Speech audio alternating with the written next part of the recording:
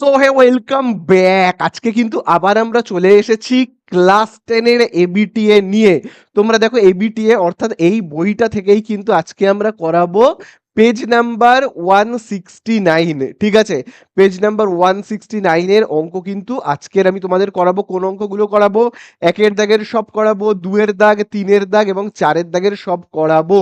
এবং আগের সেটগুলো তোমরা যদি না দেখে থাকো, ডেসক্রিপশনের দেওয়া লিঙ্ক বা উপর আই বাটনে ক্লিক করে কিন্তু অবশ্যই দেখে নাও। কারণ আগের সেটগুলো না দেখলে আজকের সেট বুঝতে হয়তো একটু অসুবিধা হবে। তার কারণ হলো আগের সেটের এমন কিছু অঙ্ক আছে যেগুলো হয়তো আমি আজকের ভিডিওতে হয়তো বাদ দিলেও দিতে পারি। ঠিক আছে, বা একটু অল্প বুঝিয়ে চলে যেতে পারি, কারণ যেহেতু আগের ভিডিওগুলোতে আমি করিয়েছি। ঠিক ओके। ঠিক আছে, তো চলো আজকে আর একদম বেশি কথা বাড়াবো না, প্রথমেই আমরা চলে যাব একের দাগের এমসিকিউতে। चलो भाई, देखो अब मैं क्या करता हूँ। তো দেখো আমরা প্রথমেই স্টার্ট করব একের দাগের এক থেকে। তো দেখো একের দাগের একে কি বলে দিয়েছে।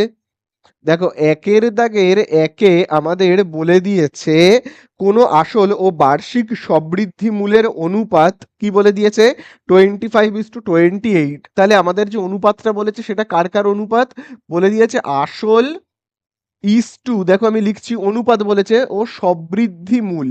সবৃদ্ধি মূল, ঠিক আছে, সবৃদ্ধি মূল মানে কি, সুদ আসল। ঠিক আছে, তাহলে সবৃদ্ধি মূল মানে কি, সুদ আসল, তাদের অনুপাত কত বলে দিয়েছে, বলে দিয়েছে কিন্তু 25:28। ঠিক আছে, তার মানে আসল মানে কত, 25, সবৃদ্ধি মূল মানে সুদ আসল কত, সুদ আসল হলো 28, তাই না? তাহলে দেখো এখানে তাহলে ইন্টারেস্ট কত হবে, আইটা কত হবে বলো। পি আমরা জানি, পি মানে আসল, আসলটা কত 25। আসল যদি হয় 25, তাহলে ইন্টারেস্ট কত হবে ভাবো, 25 টাকা দিয়ে আমি 28 টাকা পেয়েছি। আমি ব্যাংকে 25 টাকা জমা রেখে, আসল টাকা 25, সেইটা জমা রেখে সুদে আসলে ভাবো 28 পেয়েছি। তাহলে আমি ইন্টারেস্ট কত পেয়েছি, 28 থেকে আমি 25কে বিয়োগ করব, করলে কত পাবো, 3 টাকা। বোঝা গেল? তাহলে পাবো কত, 3 টাকা। আচ্ছা টাইমটা কি বলে দিয়েছে, দেখো টাইম কিন্তু বলে দিয়েছে বার্ষিক, দেখবে বলে দিয়েছে না, কোনো আসল ও বার্ষিক সবৃদ্ধি মূল, তাহলে দেখো বলে দিয়েছে বার্ষিক।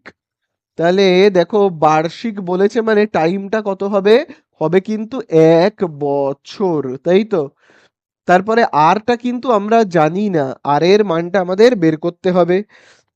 তাহলে চলো আর এর মানটা আমরা বের করি। তাহলে দেখো আমরা সরল সুদের যে সূত্রটা আমরা জানি, আই ইজ ইকুয়াল টু আমরা কি লিখবো, পি টি আর বাই 100। ঠিক আছে, I is equal to PTR by 100 আমরা লিখবো। তাহলে দেখো এখানে কত হচ্ছে, আই এর জায়গাতে কত বসাবো বলো, আই এর জায়গাতে বসাবো এই যে দেখো আই মানে হলো 3 টাকা, তাহলে লিখবো 3। তারপরে দেখো পি এর জায়গায় কত লিখবো বলো, পি রয়েছে, পি মানে প্রিন্সিপাল, আসল টাকাটা দেখো কত বলে দিয়েছে, 25 লিখবো, ইন্টু টি মানে টাইমটা দেখো কত বলেছে, টাইমটা দেখো বলে দিয়েছে 1 বছর, তাহলে আমি 1 লিখবো। তারপরে আর এর জায়গায় কত লিখবো, আর এর মান তো আমরা জানি না, তাহলে আর বলেই লিখবো। ঠিক আছে, নিচে কত লিখবো, 100। বোঝা গেল তো? তাহলে এবারে দেখো আমরা কিরকম ভাবে করব অঙ্কটা, খুব ভালো করে দেখবে। দেখো দাগের নিচে রয়েছে 100, তাহলে 100টা ভাগ রয়েছে এই সাইডে চলে গেলে কি হবে, 3-এর সাথে গুণ হয়ে যাবে, 3 × 100। আবার দেখো এখানে এই যে 25টা কি রয়েছে, গুণ রয়েছে, দেখো 25টা গুণ রয়েছে, এই সাইডে চলে আসলে কি হবে, ভাগ হয়ে যাবে। 1 × আর মানে কি, আর। তাহলে বোঝা গেল তো? তাহলে চলো লাস্ট আমরা কাটাকুটি করি, তাহলেই হয়ে যাবে। দেখো 25 আমরা জানি কত, 25, 25 4-এ 100, তাহলে আমরা পাচ্ছি কত, দেখো আমরা এখানে পাচ্ছি 3 × 4 মানে কত, 12। তাহলে আমরা পাচ্ছি 12, তাহলে আর মানে কত, 12%। ঠিক আছে, তাহলে এই আমাদের হয়ে গেল কি অ্যান্সার। ঠিক আছে, তো তোমরা অপশানে মিলিয়ে নেবে কোন অপশানে রয়েছে। ঠিক আছে, চলো এবারে আমরা দুয়েরটায় যাব। তো দেখো এইবারে আমাদের কাছে যেটা বলেছে সেটা হলো একের দাগের 2। একের দাগের 2তে দেখো আমাদেরকে কি বলে দিয়েছে, দেখো বলে দিয়েছে √5 প্লাস √3, তাই তো, √5 প্লাস √3 ইজ ইকুয়াল টু, দেখবে বলে দিয়েছে এক্স। যদি হয় তাহলে, হলে আমাদের কাছে জানতে চেয়েছে √5 মাইনাস √3 এর মান কত, এইটার মান আমাদের কাছে কত সেটা জানতে চেয়েছে। বোঝা গেল তো? তাহলে দেখো খুব ভালো করে কিন্তু তোমরা দেখবে, খুব ভালো করে দেখবে, তার কারণ দেখো এই অঙ্কটায় না অনেকে দ্বিঘাতকরণীর অঙ্ক ভেবে অ্যান্সারটাকে উল্টে দেয়। মানে অনেকে না এই ভেবে অ্যান্সার করে যে এক্স মানে যদি হয় √5 প্লাস √3, তাহলে অনেকে ভাবে যে তাহলে মনে হয় এইটার অ্যান্সার হবে 1/x, যেহেতু চিহ্নটা উল্টে গেছে বলে অনেকে ভাবে। কিন্তু না, এইভাবে না তোমরা অঙ্কটাকে করবে না কিন্তু। ঠিক আছে, দেখো কিভাবে করবে। আমাদের কাছে জানতে চেয়েছে, কি জানতে চেয়েছে, √5 মাইনাস √3 এর মান কত। তাহলে দেখো যেহেতু আমি এর মানটা তো জানি না, তাহলে আমি তো জানি না √5 মাইনাস √3 এর মান কত, আমি ধরে নিচ্ছি √5 মাইনাস √3 এর মান হলো এক্স। আমি ধরে নিলাম, ঠিক আছে। না, এক্স ধরবো না, কারণ এখানে তো এক্স রয়েছে। তাহলে আমি অন্য কোনো লেটার দিয়ে চিহ্নিত করি, হ্যাঁ। তাহলে আমি না √5 মাইনাস √3 কে ধরে নিচ্ছি ওয়াই। তাহলে আমাকে পাশে লিখে দিতে হবে, আমাকে পাশে লিখে দিতে হবে ধরি। আমি ধরে নিয়েছি, এইটাকে ধরে নিয়েছি কি ওয়াই, আর এইটাকে আমি ধরে নিয়েছি কি, এটাকে তো আমি ধরে নিইনি, বইয়ের মধ্যে বলে দিয়েছে কি এক্স। তাহলে √5 প্লাস √3 এর মান কত, এক্স। আর √5 মাইনাস √3 এর মান কত, ওয়াই। তাহলে আমরা দুটো লেটার এখানে দেখতে পাচ্ছি, এক্স আর কি ওয়াই। তাহলে আমরা না এই এক্স আর ওয়াই কে যদি গুণ করি তাহলে কি হবে, এক্স ওয়াই গুণ করলে কি হবে বলো, গুণ করলে। তাহলে দেখো এক্স এর মান কত, দেখো √5 প্লাস √3। আবার দেখো ওয়াই এর জায়গায় আমি কত বসাবো, ওয়াই মানে তো এইটা, √5 মাইনাস √3। তাহলে এক্স ওয়াই ইজুকাল টু কত হবে, দেখো এক্স ওয়াই ইজুকাল টু হবে, দেখো এটা হলো কি এ প্লাস বি, এ মাইনাস বি। তাহলে তোমরা বলো কার সূত্র হচ্ছে এ plus B A minus B, A square minus B স্কোয়ারের সূত্র হচ্ছে, তাই না। তাহলে দেখো এইটা হলো কি আমার এ, এইটা হলো বি, আবার দেখো এইটা হলো এ, এইটা হলো কি আমার বি। তাহলে দেখো এই যে এ plus B A minus B, কার সূত্র, এ স্কোয়ার মাইনাস বি স্কোয়ার। তাহলে আমি এখানে প্রথমে লিখবো এ স্কোয়ার। তাহলে এ মানে আমি কি লিখবো, এই যে দেখো এ মানে কি লিখবো, এ মানে লিখবো √5, এই হলো এ, তার মাথাতে কি দেব, স্কোয়ার। তাহলে এই হলো আমার এ স্কোয়ার, তাই তো, মাইনাস বি স্কোয়ার, বি মানে কি, বি মানে তো √3, তাহলে এই হলো বি, তার মাথাতে কি দেবো আমি, স্কোয়ার দেব। ঠিক আছে, তাহলে এ এর মাথাতে স্কোয়ার মাইনাস বি এর মাথাতে স্কোয়ার দিলাম, ঠিক আছে। চলো তাহলে আমরা এখানে কত পাচ্ছি দেখি, এক্স ওয়াই ইজুকাল টু, তাহলে দেখো √5 মাথায় যদি স্কোয়ার হয় তাহলে কত হবে, শুধু 5 হবে। √3 মাথায় যদি স্কোয়ার হয় তাহলে কি হবে, শুধু 3 হবে। তাহলে আমরা দেখো বিয়োগ করলে কত পাবো, এক্স ওয়াই ইজুকাল টু, তাহলে বিয়োগ করলে পাবো 2, তাই তো। এবারে আমরা এখানে এক্স আর ওয়াই এর মধ্যে কার মান বের করতে চাই, তোমরা বলো তো কার মান আমরা বের করতে চাই। দেখো এক্স তো মান বলেই দিয়েছে, এক্স এর মান কত বলেই তো দিয়েছে, এক্স এর মান হলো এইটা, বলে দেওয়াই আছে। তো আমরা যেটা বের করতে চাই ওয়াইটা, কারণ আমরা তো ওয়াইটা ধরে নিয়েছি, ওয়াই এর মান কত আমি তো জানি, মানে ওয়াই তো ধরে নিয়েছি, মানে ওয়াই এর জায়গায় যে কত হবে আমি তো জানি না, তাই না। এইটার মান যে কত হবে আমি তো জানি না, জানি না বলেই তো ওয়াই ধরে নিয়েছি। তাহলে আমাকে ওয়াই এর মানটা বের করতে হবে, যেটা আমরা ধরে নিই তার মানই তো আমরা বের করি, তাই না। তাহলে আমি ধরে নিয়েছি ওয়াই এর মান, তাহলে ওয়াই এর মান আমরা বের করব। তাহলে দেখো লাস্ট লাইন, এক্সটা দেখো এখানে গুণ রয়েছে, তাহলে এক্স এই দিকে গেলে কি হবে, ভাগ হয়ে যাবে, 2 এর নিচে বসবে, 2/x। তাহলে এই আমাদের হয়ে গেল অ্যান্সার। তাহলে আমাদের অ্যান্সার কি হলো, হলো কিন্তু 2/x, ঠিক আছে, 2/x। তাহলে y এর মান আমরা পেয়ে গেলাম।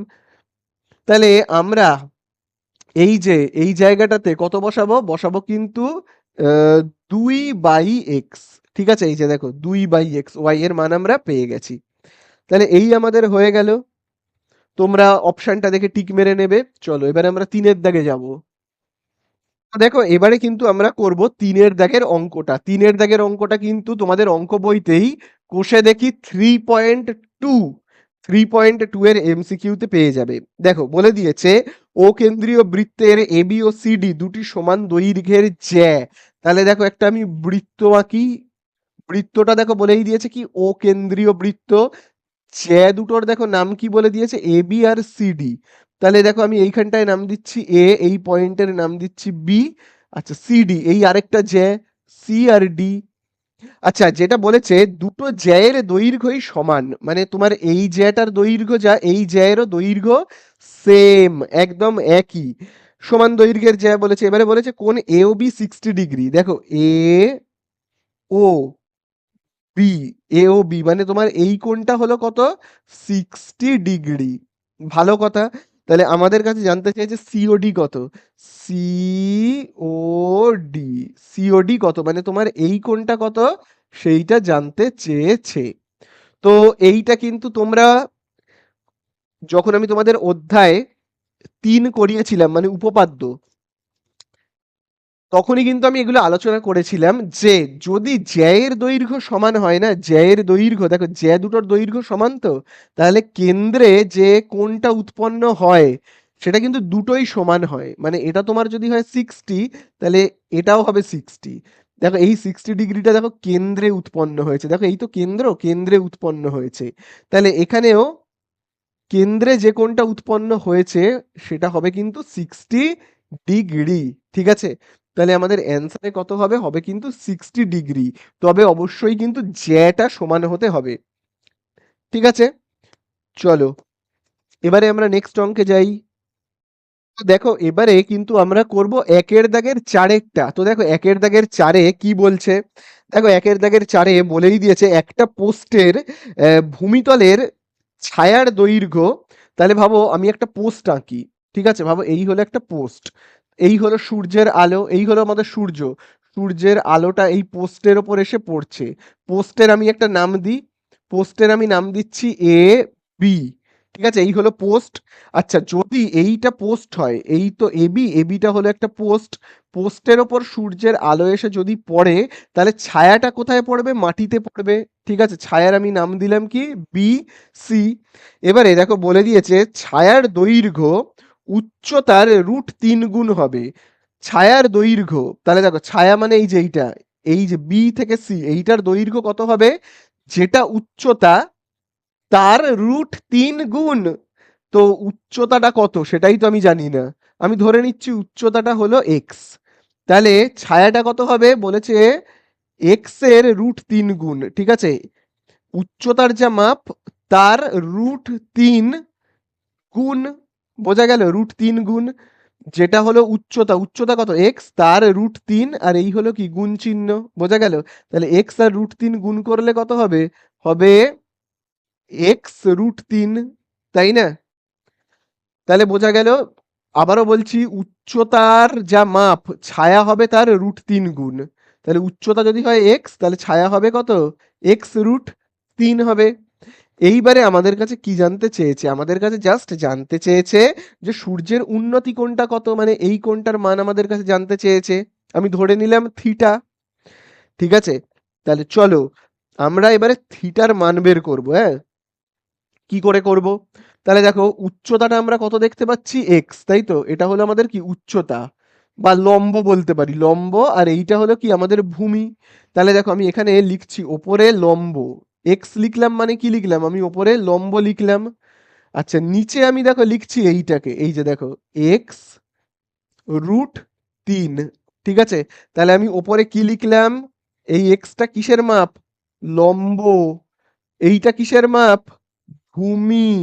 তাহলে তোমরাই বলো লম্ব বাই ভূমিকে আমরা কি বলি, বলি তো ট্যান, তাই না? এখানে যেহেতু থিটা আছে আমরা দেব থিটা। তাহলে চলো বুঝতে পারলে কাটাকুটি করে দিই এবারে। তাহলে কাটলে দেখো কত হবে, এখান থেকে এক্স আর এখান থেকে এক্স কেটে গেল, তাহলে ট্যান থিটা ইজুকাল টু হবে নিচে দেখো কত √3। আচ্ছা উপরে কত থাকছে, উপরে কিছু নেই মানে কত এক। তাহলে দেখো ট্যান থিটা ইজুকাল টু, এইবারে এটা তোমরা বলবে, এটা তোমরা আমাকে কমেন্ট করে বলবে যে 1/√3 ট্যান কত ডিগ্রির মান, এটা তোমরা বলো। 1/√3 ট্যান কত ডিগ্রির মান। দেখো আমি ট্যানের মান কেন জানতে চাইছি, কারণ এইখানে ট্যান আছে বলে। তাহলে তোমরা বলো ট্যান কত ডিগ্রির মান হয় 1/√3? একদম ঠিক, ট্যান 30। তাহলে দেখো আমি এখানে কত লিখবো, লিখবো কিন্তু ট্যান 30। তাহলে চলো কাটাকুটি করি, ট্যান আর ট্যান কেটে গেল, তাহলে থিটা ইজুকাল টু কত পড়ে রইল, 30 ডিগ্রি। এই তো ব্যাস হয়ে গেল, থিটার মান কত হবে, 30 ডিগ্রি। তাহলে আমাদের চারেরটা শেষ হয়ে গেল। চলো এবারে আমরা চলে যাব 5-এর দাগে। দেখো এইবারে আমরা করব 5-এরটা, যেখানে দেখো বলে দিয়েছে একটা ঘনকের সমগ্র তলের ক্ষেত্রফল এস, তাই তো, বর্গ একক। তাহলে আমি একটু একটু করে পড়ি। বইয়ের মধ্যে বলে দিয়েছে সমগ্র তলের ক্ষেত্রফল এস। আচ্ছা, আমরা সমগ্র তলের ক্ষেত্রফলের সূত্রটা কি জানি? ঘনকের সমগ্র তলের ক্ষেত্রফলের সূত্র আমরা কি জানি? আমরা জানি 6a²। তাহলে দেখো আমি কি লিখলাম, সমগ্র তলের ক্ষেত্রফল বইতে যেটা বলে দিয়েছে, বইতে যেটা বলে দিয়েছে সেটাকে দেখো এই দিকে লিখলাম, তাই না? আর আমরা যেটা জানি সেটাকে লিখলাম এই দিকে। ঠিক আছে, চলো তারপরে দেখি তো কি বলে দিয়েছে। দেখো বলছে কর্ণের দৈর্ঘ্য ডি, ঘনকের কর্ণের দৈর্ঘ্য ডি বলছে। তাহলে বইয়ে বলছে ডি, আমরা কি জানি কর্ণের দৈর্ঘ্যের সূত্র? আমরা জানি তো √3 × a, আমরা তো এইটা জানি, তাই না? তাহলে আমাদের কাছে জানতে চাইছে কি এস ও ডি এর মধ্যে সম্পর্ক। তাহলে খুব ভালো করে কিন্তু দেখবে এবারে। দেখো এটা এখানে কি রয়েছে, গুণ রয়েছে, তাহলে এটা এই সাইডে চলে গেলে কি হবে, ভাগ হয়ে যাবে। সরি, আমি এটাকে রাখি, এটা এই দিকেই থাক। √3টাকে এই সাইডে পাঠাবো, কারণ দেখো √3টা কি রয়েছে, গুণ রয়েছে। এই সাইডে আসলে কি হবে, ভাগ হবে। ঠিক আছে, √3টা এইদিকে আসলে কি হলো, ভাগ হলো। তাহলে a = কত পেলাম, d/√3। তাহলে এইবারে এই সাইডে দেখো খুব ভালো করে, এস 6 যেমন আছে আছে, গুণ চিহ্ন। এইবারে তোমরা বলো এই যে এ রয়েছে, এর জায়গাতে আমি কত লিখবো? আর আমি কিন্তু এর জায়গাতে এ লিখবো না, কত লিখবো এর জায়গাতে, এই দেখো এর মান কত, এর মান হলো d/√3। তাহলে কত মান বলে দিয়েছে, d/√3। আচ্ছা এবারে দেখো যেহেতু এখানে দেখো স্কোয়ার রয়েছে, তাহলে আমিও কি দেব, এখানে স্কোয়ার দেব। তাহলে এখানে কত হচ্ছে, এস ইজুকাল টু 6 ইন্টু, দেখো স্কোয়ারটা যদি ডি এর মাথায় বসে তাহলে কি হবে, d²। আর √3 মাথায় যদি বসে তাহলে কি হবে, শুধু 3 হবে, তাই না? শুধু 3 হবে। আচ্ছা এই জায়গাটায় তো গুণ চিহ্ন, কাটাকুটি করি, 3 একে 3, 3 2 6। তাহলে এখানে আমরা পাচ্ছি কত, এস ইজুকাল টু পাচ্ছি এই যে দেখো 2। তারপরে দেখো এখানে কি রয়েছে, d²। তাহলে এই রকম কি কোনো উত্তর বইয়ের মধ্যে দেওয়া আছে, মানে যে অপশনগুলো রয়েছে সেই অপশনের মধ্যে চলো একবার দেখে নিই। দেখো এই রকম ধরনের উত্তর কিন্তু দেওয়া নেই। নেই যখন, তাহলে আমাদেরকে একটু একটা কাজ করতে হবে। সেটা হলো দেখো 2টা কি রয়েছে, ডি এর সঙ্গে গুণ রয়েছে, তাহলে 2টা এই সাইডে আসলে কি হবে, এস এর নিচে বসে ভাগ হয়ে যাবে। তাহলে এখানে কত থাকছে, d² ইজুকাল টু কি s/2। বা আমি যদি ঘুরিয়ে লিখি, আমি ঘুরিয়ে যদি লিখি তাহলে কি লিখবো, d²টাকে এই দিকে লিখি, d² এখানটায় লিখছি, হ্যাঁ আমি দাগ কেটে এই সাইডে করে লিখছি। পরের লাইনটা তোমরা নিচে নিচে করবে, d² ইজুকাল টু তাহলে কত হবে, এই যে দেখো s/2। এইটা কিন্তু উত্তর আছে বইয়ের মধ্যে দেওয়া, তাহলে এটাই তোমরা টিক মারবে। তো দেখো এবারে আমরা কিন্তু করব 6-এর দাগেরটা, যেখানে দেখবে বলে দিয়েছে 1 থেকে 10-এর মধ্যবর্তী মৌলিক সংখ্যাগুলোর গড়, গড় জানতে চেয়েছে। তাহলে 1 থেকে 10-এর মধ্যবর্তী মৌলিক সংখ্যা কি কি হবে, মৌলিক সংখ্যা মানে কি আগে আমাদের জানতে হবে। মৌলিক সংখ্যা মানে কি, মৌলিক সংখ্যা মানে হলো যেসব সংখ্যাগুলোকে কেবলমাত্র 1 দিয়ে ভাগ করা যায় এবং সেই সংখ্যাটা দিয়ে ভাগ করা যায়, সেই সংখ্যাটা, সেই সংখ্যা দিয়ে একমাত্র ভাগ করা যায় তাকে বলা হয় মৌলিক সংখ্যা। যেমন দেখো 2, তুমি 2কে কি কি দিয়ে ভাগ করতে পারবে, তুমি 2কে একমাত্র 1 দিয়ে পারবে এবং সেই সংখ্যা মানে কি 2 দিয়ে পারবে। তুমি 3কে 1 দিয়ে ভাগ করতে পারবে এবং সেই সংখ্যাটাই মানে 3 দিয়ে ভাগ করতে পারবে। তুমি 4কে এক দিয়েও ভাগ করতে পারবে, 4 দিয়ে মানে সেই সংখ্যা দিয়েও পারবে, আবার 2 দিয়েও পারবে। তাহলে 4 তো তোমার মৌলিক সংখ্যা হলো না। ঠিক আছে? তাহলে মৌলিক সংখ্যা মানে বোঝা গেল তো? কোনগুলো? যাকে শুধুমাত্র এ ১ দিয়ে এবং সেই সংখ্যা দিয়ে ভাগ করা যায়। আচ্ছা, অনেকে না ৯ কেও মৌলিক সংখ্যা বলে। ৯ কিন্তু মৌলিক সংখ্যা নয়। ঠিক আছে? ৯ কে কিন্তু ১ আর ৯ দিয়ে ভাগ করা যেমন যায়, তাছাড়াও কিন্তু ৩ দিয়ে ভাগ করা যায়। তাহলে তো মৌলিক সংখ্যা হবে না। মৌলিক সংখ্যা মানে কি? যাদেরকে কিচ্ছু দিয়ে ভাগ করা যাবে না, কিচ্ছু দিয়ে। কেবলমাত্র ১ দিয়ে যাবে আর সেই সংখ্যাটা দিয়েই যাবে। তাহলে তাহলে দেখো ২, ৩, ৫ এবং ৭ এই ৪ জন ১ থেকে ১০ এর মধ্যে থাকে এবং এরা মৌলিক সংখ্যা। তাহলে এদেরকে আমরা কি করব বলতো? যোগ করব, করে ভাগ করব, করলেই আমরা গড় পেয়ে যাব। তাহলে ৪ টে সংখ্যা যেহেতু রয়েছে, দেখো ১, ২, ৩, ৪, ৪ দিয়ে ভাগ করব। তাহলে ভাগ করলে কত হবে? তোমার হবে এখানে ৫ আর এখানে ৫ এ ১০ আর সাথে ১৭। ১৭/৪। তাহলে ১৭ কে আমি যদি ৪ দিয়ে ভাগ করি তাহলে কত হবে দেখি? ৪ ৪ এ ১৬, বিয়োগ করলে ১ দশমিক দিয়ে ০, ৪ ২ এ ৮, বিয়োগ করলে ২ দশমিক দিয়ে ০, ৪ ৫ এ ২০। তাহলে আমরা কত পেলাম এখানে? পেলাম কিন্তু ৪.25। ৪.25। তাহলে এই তো আমাদের হয়ে গেল অ্যান্সার। তাহলে এমসিকিউ গুলো আমাদের কমপ্লিট হয়ে গেল। এবারে আমরা চলে যাব ২ এর দাগে। তো দেখো এবারে আমরা কিন্তু করব ২ এর দাগের শূন্যস্থানগুলো। তাহলে দেখো ২ এর দাগের ১ এ কি বলে দিয়েছে? ২ এর দাগের ১ এ দেখো একটা দ্বিঘাত সমীকরণ বলেছে। সমীকরণটাকে চলো টুকে ফেলি। দেখো দ্বিঘাত সমীকরণটা হলো 3x এর স্কোয়ার, তারপরে দেখবে রয়েছে -10x প্লাস, তারপরে দেখো রয়েছে m+1, তাই তো? ইজুকাল টু দেখবে কত বলে দিয়েছে? 0। এবং সমীকরণের একটি বীজ আরেকটার অনন্যক বলে দিয়েছে। তাহলে বলছে যে m এর মান কত? m এর মান কত? তাহলে দেখো খুব ভালো করে কিন্তু দেখবে, দুটো বীজ রয়েছে, দুটো বীজ, একটা বীজ আরেকটার উল্টো। অনন্যক মানে কি? উল্টো। মানে একটা বীজ যদি হয় আলফা, তাহলে আরেকটা বীজ কত হবে? 1/আলফা। ঠিক আছে? তাহলে আমার বীজ দ্বয়, দেখো আমি এখানে লিখে রাখছি, বীজ দ্বয়। তাহলে বীজ দ্বয় আমার কি হলো? একটা আলফা, একটা 1/আলফা। এবারে এই দুটো বীজকে আমি যদি গুণ করি তাহলে কেমন হবে? দেখো দুটো বীজকে আমি যদি গুণ করি, দেখো এই একটা বীজ আলফা ইন্টু 1/ এই যে দেখো আলফা। তাহলে দেখো আমি কি লিখলাম? আলফা ইন্টু 1/আলফা। তার মানে কি? দুটো বীজের গুণফল। এবার তোমরা আমাকে বলো, দুটো বীজের গুণফল, বীজদ্বয়ের গুণফলের সূত্র কি হয়? বীজদ্বয়ের গুণফলের সূত্র হয় c/a। তাহলে দেখো আমি এই দিকে লিখলাম দুটো বীজের গুণফল আর এই দিকে লিখলাম বীজদ্বয়ের গুণফলের সূত্রটাকে, তাই না? তাহলে চলো আমরা এখানে একটু কাটাকুটি করব। এই যেমন দেখো কি রয়েছে এখানে? আলফা আর এখানে আলফা কেটে দেব। তাহলে কি পড়ে থাকছে? এখানে ১ পড়ে থাকছে, তাই না? তাহলে এখানে থাকছে কি? ১। আচ্ছা, এখানে হচ্ছে সি। সি মানে কি? সি মানেটা কি সেটা আমাদের দেখতে হবে। তাহলে দেখো আমি এখানে লিখে রাখি ax² plus bx plus C equal to 0।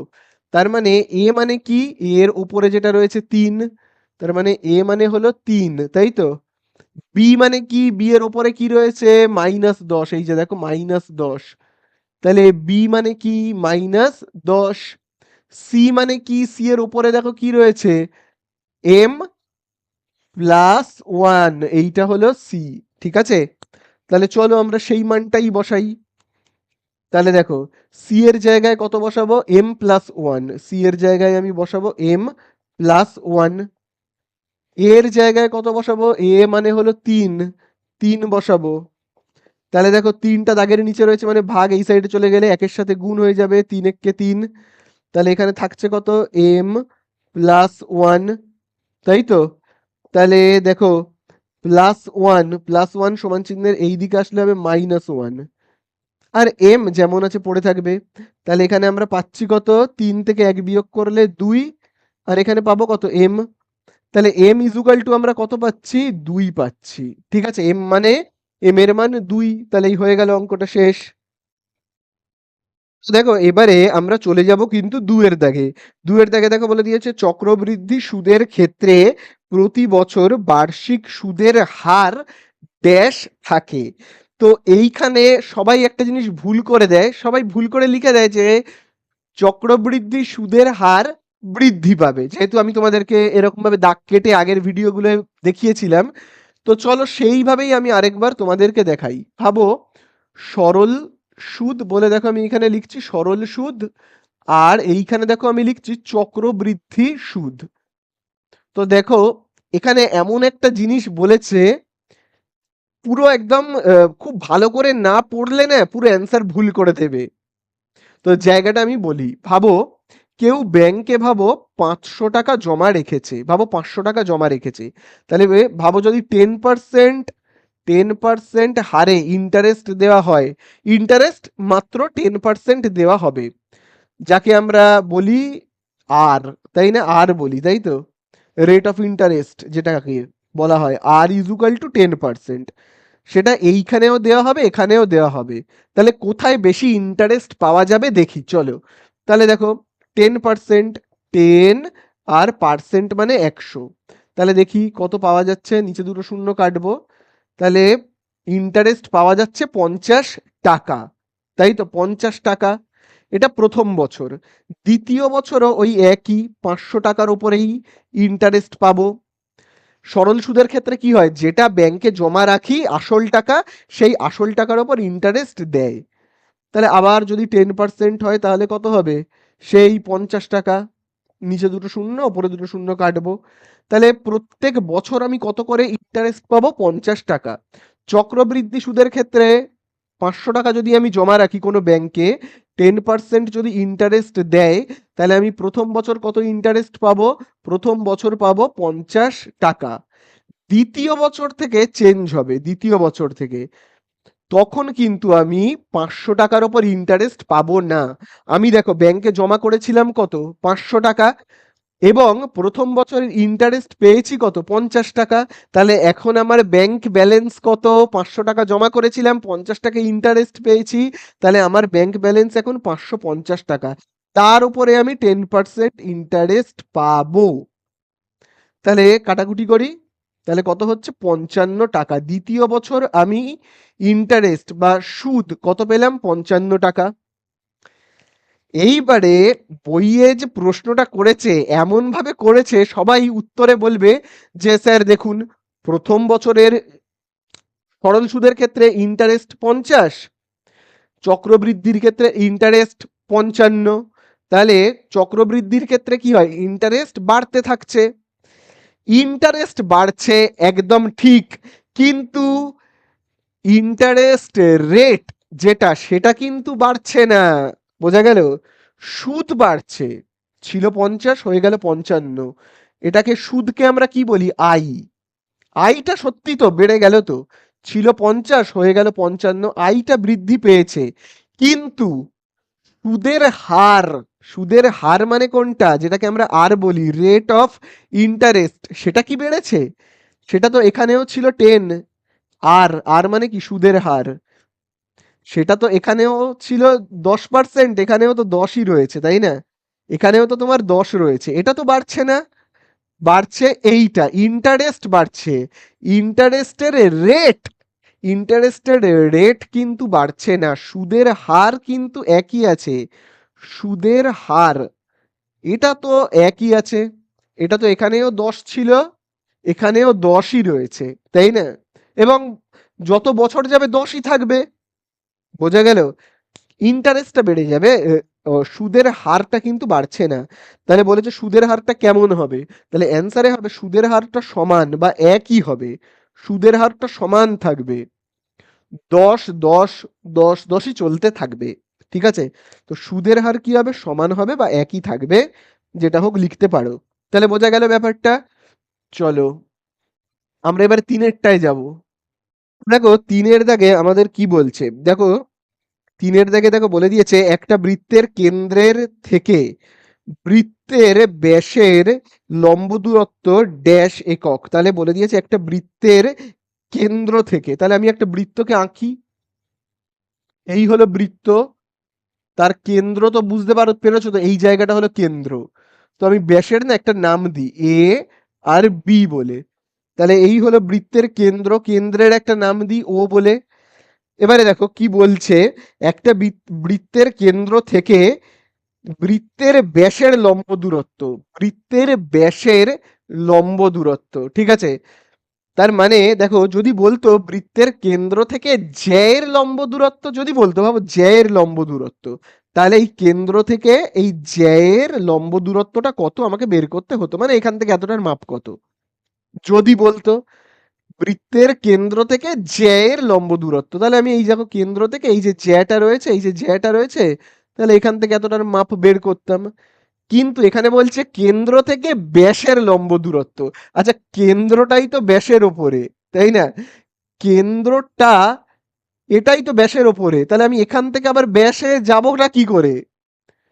আমি এইটার ওপর লম্বটা কাটবো কি করে? যদি বলতো কেন্দ্র থেকে জ্যায়ের ওপর লম্ব, আমি বুঝলাম যে আচ্ছা এখান থেকে এতটা দূরত্ব জানতে চেয়েছে। আমাকে বলছে কেন্দ্র থেকে ব্যাসের ওপর লম্ব দূরত্ব, তাহলে কেন্দ্র থেকে এই ব্যাসের ওপর আমি লম্ব কি করে আঁকবো? লম্ব আঁকলে হয় আমায় এরকম আঁকতে হবে, নইলে আমাকে এরকম আঁকতে হবে। তো আমি কি করে এইখানে দাঁড়িয়ে থেকে, এই জায়গাটায় দাঁড়িয়ে থেকে এই দাগের ওপর লম্ব কাটবো? আমি এই কেন্দ্রের ওপর দাঁড়িয়ে কখনো এর ওপর দাগ কাটতে পারবো, লম্ব আঁকতে পারবো? পারবো না। হয় আমি নিচের দিকে পারবো, নয় উপর দিকে পারবো কেন্দ্র থেকে দাঁড়িয়ে।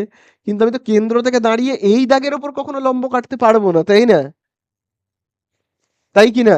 তাহলে কেন্দ্র থেকে ব্যাসের কোনো লম্ব দূরত্ব তো হবেই না, কোনো লম্ব দূরত্বই হবে না, শূন্য হবে। লম্ব দূরত্বটা একটা বড় জিরো হবে। তাহলে লম্ব দূরত্বটা কত হবে? 0 একক। 0 একক। তাহলে তোমরা শূন্য স্থানে কি বসাবে? শূন্য বসাবে। ঠিক আছে, চলো বোঝা গেল আশা করি ব্যাপারটা। এবারে আমরা 4-এর দাগে যাই। তাহলে এবারে দেখো বলে দিয়েছে 4-এর দাগেরটায় কি বলেছে। 4-এর দাগেরটায় দেখো বলছে, বলে দিয়েছে পি ও কিউ পরস্পর পূরক কোণ। পূরক কোণ মানে কি? দুটো কোণের সমষ্টিকে বলা হয় পূরক কোণ। বোঝা গেল? দুটো কোণের সমষ্টি যদি 90 ডিগ্রি হয় তাহলে তাকে বলা হয় পূরক কোণ। ভাবো একটা কোণ 50 ডিগ্রি, একটা কোণ 40 ডিগ্রি, তাহলে দুজনের সমষ্টি কত? 90। তাহলে এদের দুজনকে বলা হয় পূরক কোণ। বোঝা গেল? তাহলে এখানে বলেছে কোণ P R Q, P R Q দুজনে কি বলে দিয়েছে? পূরক কোণ। মানে দুজনের সমষ্টি কত? তার মানে 90 ডিগ্রি। তাহলে পি ইজুকাল টু কত হবে? প্লাস কিউটা যদি ওই দিকে চলে যায় তাহলে মাইনাস কিউ হয়ে যাবে, তাই না? এবারে আমাদের কাছে কি জানতে চেয়েছে, চলো সেটা তো দেখি। আমাদের কাছে জানতে চেয়েছে সাইন পি এর মান, আমাদের কাছে জানতে চেয়েছে সাইন পি এর মান জানতে চেয়েছে। তাহলে খুব ভালো করে দেখো এবারে আমরা কিভাবে করব। দেখো এখানে রয়েছে সাইন, তাই তো? পি এর জায়গায় না আমি পি বসাবো না, কি বসাবো? এই দেখো পি এর মান কত? পি মানে হলো 90 ডিগ্রি মাইনাস কিউ। তাহলে আমি পি এর জায়গায় কি লিখবো? 90 ডিগ্রি মাইনাস কিউ। বোঝা গেল? তাহলে এবার তোমরা আমাকে বলবে, সূত্র আশা করি মনে আছে, সেটা হলো, বলো, সাইন থিটা আমরা মানে কি জানি? সাইন থিটা মানে কজ 90 ডিগ্রি মাইনাস থিটা, তাই তো? কোষে দেখি 24-এ তোমাদের করিয়েছিলাম, কোষে দেখি 24-এ। আবার একইভাবে যদি আমরা উল্টোটা বলি, তাহলে উল্টোটা কি হবে? কজ থিটা ইজুকাল টু কি হয়? Cos theta equal to, cos theta equal to হয় সাইন 90 ডিগ্রি মাইনাস থিটা, তাই না? সেক্ষেত্রে হয় তোমার কি? Sine 90 degree minus theta. তাহলে এই জায়গাটাতে খুব ভালো করে দেখো, এখানে দেখো রয়েছে, দেখো সাইন 90 ডিগ্রি মাইনাস থিটার জায়গায় কিউ রয়েছে। তাহলে সাইন 90 ডিগ্রি মাইনাস থিটাকে আমরা কি বলি? সাইন 90 ডিগ্রি মাইনাস থিটাকে আমরা বলি, খুব ভালো করে দেখো, সাইন 90 ডিগ্রি। এই যে দেখো সাইন 90 ডিগ্রি মাইনাস থিটাকে আমরা কি বলি? Cos theta. তো দেখো এখানে থিটা আছে বলে এইখানে দেখো থিটা বসেছে। তো এখানে তো থিটার জায়গায় কিউ আছে, তাহলে আমরা কিউ বসাবো। তাহলে সাইন 90 ডিগ্রি মাইনাস থিটাকে আমরা কি বলি? বলি কিন্তু কস থিটা। তাহলে দেখো আমরা লিখবো কি? কস থিটার জায়গায় কি লিখবো? কিউ লিখবো। বোঝা গেল? তাহলে এই তো আমাদের হয়ে গেল অ্যান্সার, এই আমাদের হয়ে গেল অ্যান্সার। বোঝা গেল? চলো এবারে আমরা যাব নেক্সট অঙ্কে। দেখো এইবারে চলে আসবো 5-এর দাগে। দেখো বলে দিয়েছে অর্ধবৃত্ত অপেক্ষা ক্ষুদ্রতম বৃত্তাংশস্থ কোণ ড্যাশ। তাহলে শূন্যস্থানে হবে কি? শূন্যস্থানে হবে স্থূল কোণ। ঠিক আছে, শূন্যস্থানে হবে স্থূল কোণ। ঠিক আছে, 5-এরটা হবে কি? স্থূল কোণ। চলো এবারে আমরা চলে আসবো 6-এর দাগে। 6-এর দাগে দেখো 5টা সংখ্যা দিয়েছে এবং এদের মধ্যমা জানতে চেয়েছে। তাহলে দেখো 5টা সংখ্যার মধ্যমা, তাহলে মধ্যমা বের করতে গেলে আমাকে প্রথমে কি করতে হয়? যে যে সংখ্যাগুলো রয়েছে তাদেরকে না আগে ছোট থেকে বড় অনুযায়ী আমাকে সাজাতে হবে। তাহলে দেখো সংখ্যাগুলো কি কি রয়েছে? 3, 5, আমি ছোট থেকে বড় সাজাবো। 3, 5, 7। তাহলে দেখো 3, তারপরে 5, তারপরে সরি 6, তারপরে 7। যা আছে আমি আগে ছোট থেকে বড় অনুযায়ী সাজাবো। তাহলে বোঝা গেল তো? 3, 5, 6, 7 এবং লাস্টে দেখো রয়েছে 9। এবারে এদের মধ্যমা বের করতে বলেছে। তাহলে মধ্যমা মানে কি? মাঝখানে যে রয়েছে, এই তো মাঝখানে যে রয়েছে সে 6। আবার যদি সূত্র করে করো তাহলে এরকম ভাবে তোমরা করবে যে দেখো এখানে সংখ্যা কতগুলো রয়েছে? টোটাল 5টা। তার মানে বিজোড়, বিজোড় থাকলে আমরা এই সূত্রটা ইউজ করব, n+1/2। এন এর জায়গায় কত বসাবো? টোটাল কতগুলো সংখ্যা রয়েছে? 5টা। তাহলে লিখবো 5 যোগ 1/2। তাহলে 5 আর 1-এ কত হবে? 6। 6কে 2 দিয়ে ভাগ করলে কত হবে? 3তম সংখ্যা, 3তম সংখ্যা। তাহলে 3তম সংখ্যাটা কত হবে? 3 নম্বর সংখ্যাটা এই দেখো প্রথম, দ্বিতীয়, তৃতীয়তে কত রয়েছে? 6। তাহলে এই তো আমাদের হয়ে গেল অ্যান্সার 6। বোঝা গেল? চলো এবারে আমরা চলে যাব সত্য মিথ্যায় 3-এর দাগে। তো দেখো এবারে আমরা চলে আসবো 3-এর দাগের সত্য মিথ্যাতে। সেখানে দেখবে বলে দিয়েছে বার্ষিক r/2% সরল সুদের হারে 2p টাকার টু পি টাকা টি বছরে সুদে আসলে হবে 2p প্লাস PTR/100 হয়। তাহলে চলো আমরা সত্যি দেখি তাই হচ্ছে কিনা। তাহলে দেখো আমরা প্রথমেই স্টার্ট করব 3-এর দাগের 1 থেকে। তাহলে আমরা আগে সূত্রটা লিখি, সরল সুদের যে সূত্রটা, I = PTR/100, এই তো হয় সূত্র। তাহলে আই মানে কি? ইন্টারেস্টটা কত জানি না, বের করতে হবে। আচ্ছা পি মানে কত? মানে প্রিন্সিপাল, আসল টাকাটা কত সেটা দেখি কত বলে দিয়েছে। সেইটা দেখো বলে দিয়েছে। প্রথমে দেখো বলে দিয়েছে বার্ষিক r/2% সরল সুদের হারে, মানে সুদের হারটা কত বলে দিয়েছে? r/2%। পিটা দেখো বলে দিয়েছে 2p টাকা। টাইমটা টি বছর বলেই দিয়েছে, টাইমটা টিটাকে টি বলেছে। তাহলে আমাদেরকে জানতে, আমাদের কাছে যেটা জানতে চেয়েছে যে সবৃদ্ধি মূলটা কত হবে, মানে সুদে আসলে কত দাঁড়াচ্ছে। যে 2p টাকা আমি যদি জমা রাখি টি বছরের জন্য আর এত পার্সেন্ট যদি ইন্টারেস্ট পাই, তাহলে আমাদের সুদে আসলে কত হবে। তাহলে দেখো আমাদেরকে আগে সুদটা বের করতে হবে, আইটা। তাহলে দেখো আই এর জায়গায় তো আই লিখবো। খুব ভালো করে দেখবে পি এর জায়গায় কি লিখবো? পি মানে হলো লিখবো 2p ইন্টু টি এর জায়গায় কি লিখবো? টি। টি এর জায়গায় টি, টি মানে টি। তারপরে আর এর জায়গায় আমরা কি লিখবো? আর মানে হলো r/2। তাহলে আমরা কি লিখবো? r/2। তারপরে দাগ কাটবো, নিচে দেখো কত রয়েছে? 100। তাহলে আমরা লিখবো 100। এবারে জাস্ট কাটাকুটি করব, হয়ে যাবে। তাহলে দেখো 2 আর 2 কাটবো, আর তো কিছু কাটাকুটি যাবেও না, তাই না? তাহলে আর তো কাটাকুটি যাবে না, তাহলে আমার এখানে থাকছে কি? I = PTR। তাহলে দেখো আমি লিখবো PTR/100। তাহলে আইটা মানে আমি ইন্টারেস্ট কত পেলাম? এইটা ইন্টারেস্ট পেলাম, এইটা। তাহলে আমি জমা রেখেছিলাম কত? আমার আসল টাকাটা কত? আসল টাকাটা হলো এই যে দেখো 2p। তাহলে আমি সুদে আসলে কত পাবো দেখি তো। আমি যদি কোনো ব্যাংকে 2p টাকা জমা রাখি তাহলে আমি ইন্টারেস্ট পাবো এই টাকাটা।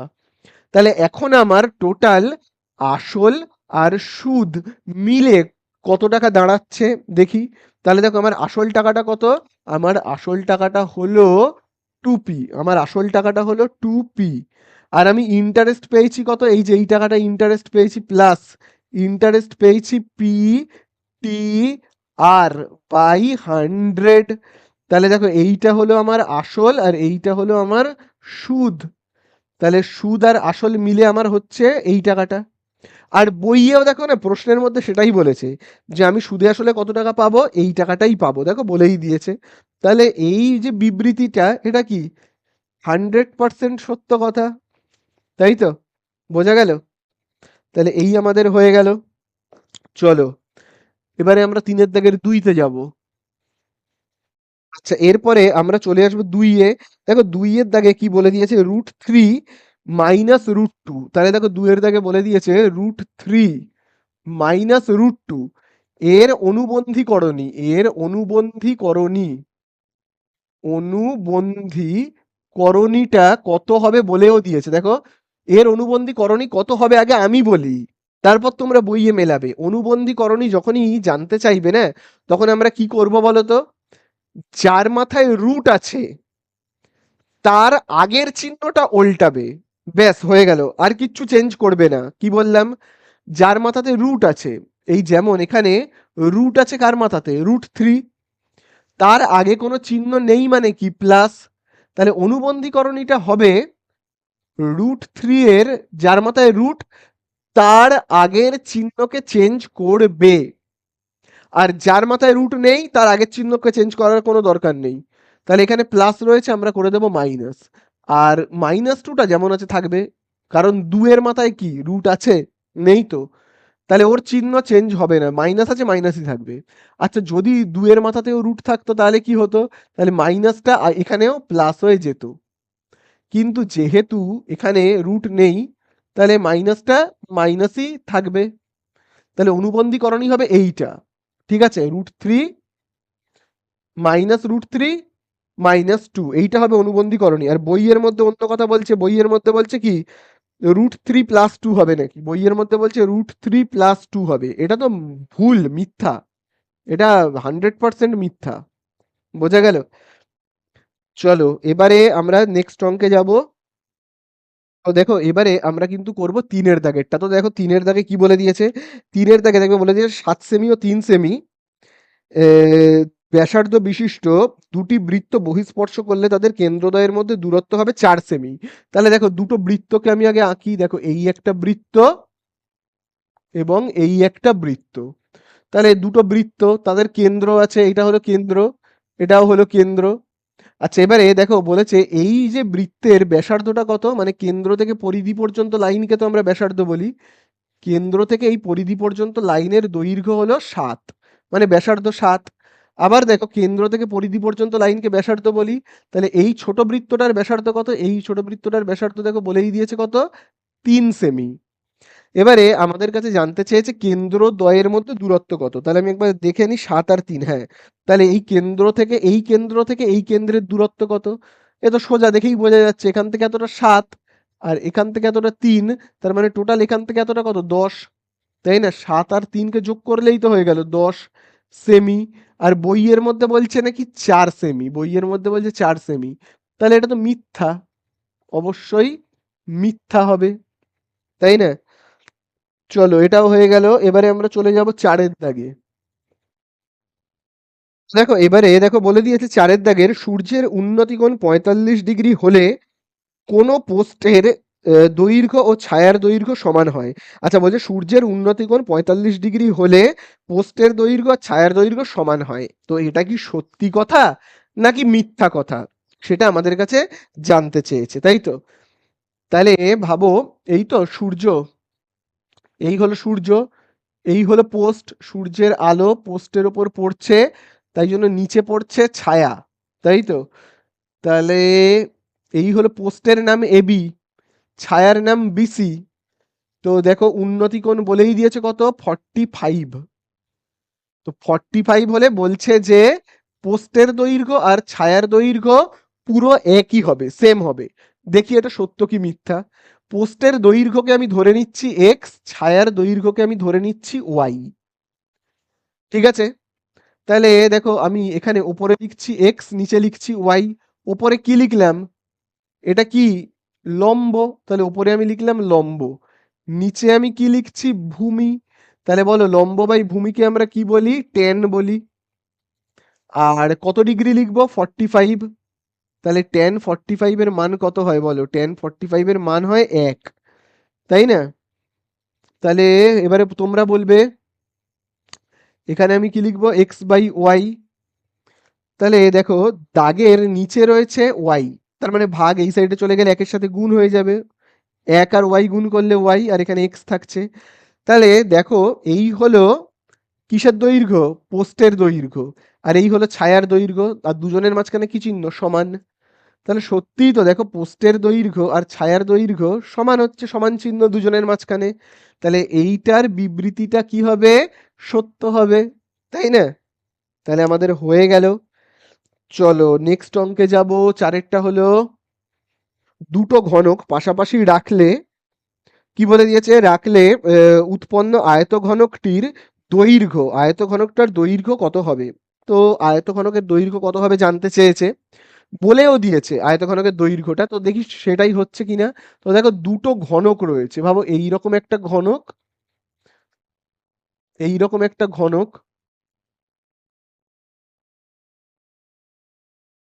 ঠিক আছে? তাহলে এর প্রত্যেকটা বাহুর দৈর্ঘ্য কত, 2√6। আবার ঠিক সেম আরেকটা এরকম ঘনক রয়েছে, পুরো সেম, এরও প্রত্যেকটা বাহুর দৈর্ঘ্য কত, 2√6 করে, ঠিক আছে, 2√6 করে। এটারও প্রত্যেকটা বাহুর দৈর্ঘ্য 2√6। এবারে দুটো ঘনককে যদি পুরো পাশাপাশি নিয়ে এসে রাখা হয়, তাহলে কি হবে, এই বাহুটা আর এটার এই বাহুটা তো জুড়ে যাবে পাশাপাশি রাখলে। দুটো বাক্সকে আমি যদি পুরো পাশাপাশি জুড়ে দিই, তাহলে এই জায়গাটা আর এই জায়গাটা জুড়ে যাবে। তাহলে পুরো যে এই ঘনকটা আর এই ঘনকটাকে মিলিয়ে দিলে যে আয়ত ঘনকটা তৈরি হবে, যে আয়ত ঘনক তৈরি হবে, ভাবো এরকম একটা আয়ত ঘনক তৈরি হলো, ঠিক আছে? এরকম একটা ভাবো আয়ত ঘনক তৈরি হচ্ছে, এরকম একটা আয়ত ঘনক তৈরি হচ্ছে। তাহলে আয়ত ঘনকটার এই বাহুর দৈর্ঘ্যটা কত হবে?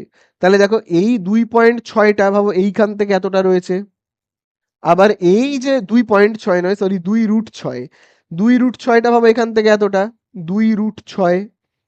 আবার এই যে 2√6 সেটা ভাবো আবার এইখান থেকেই এতটা রয়েছে, 2√6, ঠিক আছে, 2√6। তাহলে টোটাল দৈর্ঘ্যটা কত হচ্ছে, পুরো এখান থেকে এতটা, এতটা দৈর্ঘ্য যোগ করে দিলেই হয়ে যাবে। তাহলে 2 আর 2 তুমি যদি যোগ করো তাহলে কত হবে, 4√6। বোঝা গেল? তাহলে দৈর্ঘ্য কত হবে, এখান থেকে এতটা দৈর্ঘ্য হবে 4√6। তার কারণ এইটুকুনি, এইটুকুনি কোথা থেকে আসছে, এই জায়গাটা, এই বাক্সের এই জায়গাটা, আর এই যে এইখান থেকে এতটা, এটা কোথা থেকে আসছে, সেটা হলো এই বাক্সের এই জায়গাটা থেকে আসছে, তাই না? বোঝা গেল? তাহলে এই তো আমাদের হয়ে গেল 4√6। আচ্ছা বইয়ের অ্যান্সারে কি 4√6 বলছে? বইয়ের অ্যান্সারে কিন্তু 4√6 বলছে না, বলছে নাকি 12√6। তো বইয়ের অ্যান্সারে বলছে নাকি 12√6, তো সেটা মিথ্যা। আসল সত্যটা হবে, সত্যিটা হবে 4√6, ঠিক আছে? চলো এবারে নেক্সট অঙ্কে যাই। দেখো এইবারে আমরা করব কতটা, ছয়ের দাগেরটা, তিনের দাগের ছয়তে দেখো কি বলছে। দেখো তিনের দাগের ছয়তে বলছে, এখানে দেখো অনেক সংখ্যা বলেছে, 5, 7, 12, 16। আমি আগে লিখে নিই এগুলোকে, 5, 7, 12, তারপরে দেখো কি বলে দিয়েছে, 16, 11, 12, আবার দেখো 16, 11, 12, তারপরে দেখো 7, 8, 12, 3, 7, 8, আবার দেখো 12, আবার দেখো রয়েছে 3। আর এদের সংখ্যাগুরুর মান বলছে, সংখ্যাগুরু, সংখ্যাগুরুর মান, সংখ্যাগুরুর মান কত বলছে, বলছে নাকি সংখ্যাগুরুর মান হবে 7। তো তোমরাই বলো, বিচার করো, করে এর উত্তর তোমরা দাও। এর উত্তর তুমিই দেবে। দাও। এর উত্তর তো আমি দেব না। সংখ্যাগুরুর মান কত হবে, সংখ্যাগুরুর মান তাহলে বলো সব থেকে বেশি কে রয়েছে, সব থেকে বেশি কে রয়েছে, 7 তো নেই, 7 রয়েছে মাত্র একবার আর এই দুবার।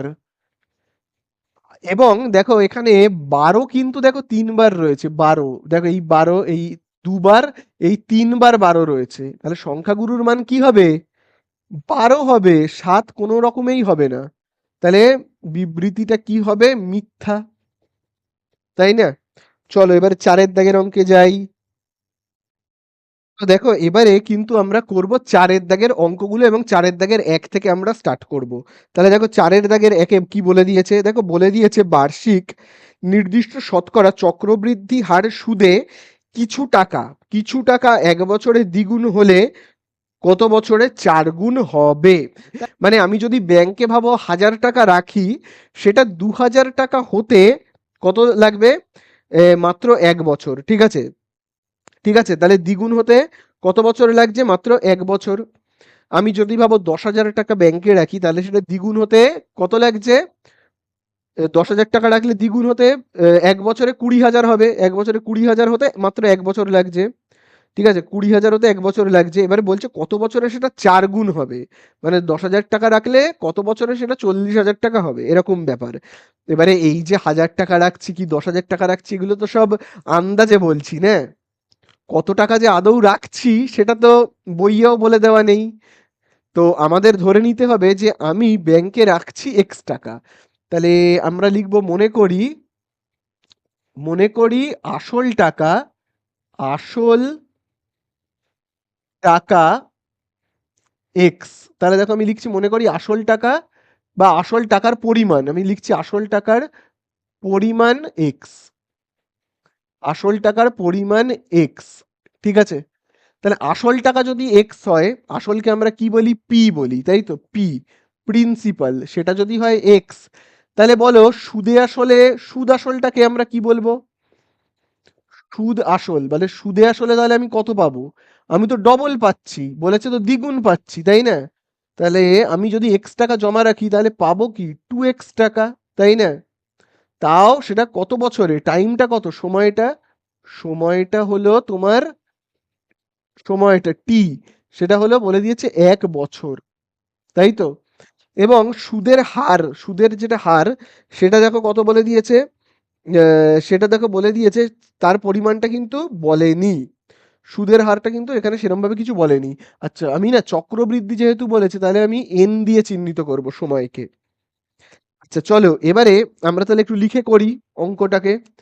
তাহলে আমরা সূত্রটা কি জানি? a is equal to P into 1 plus R by 100, তাই না? আর বাই 100, আর এখানে পাওয়ারে এন লিখতে হয় সময়টাকে।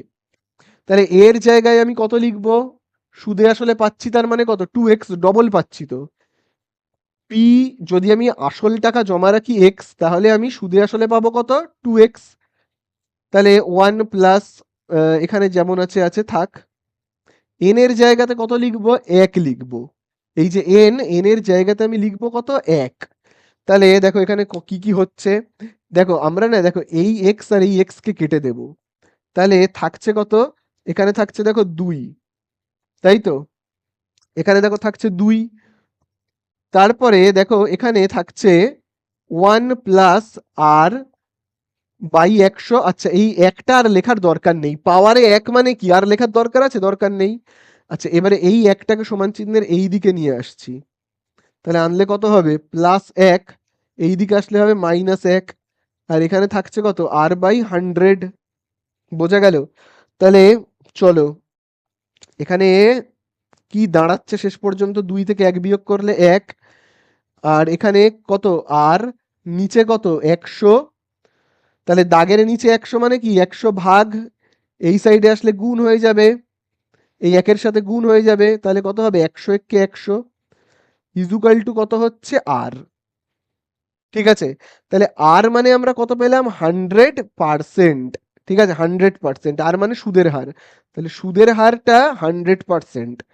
তার মানে ব্যাপারটা কি?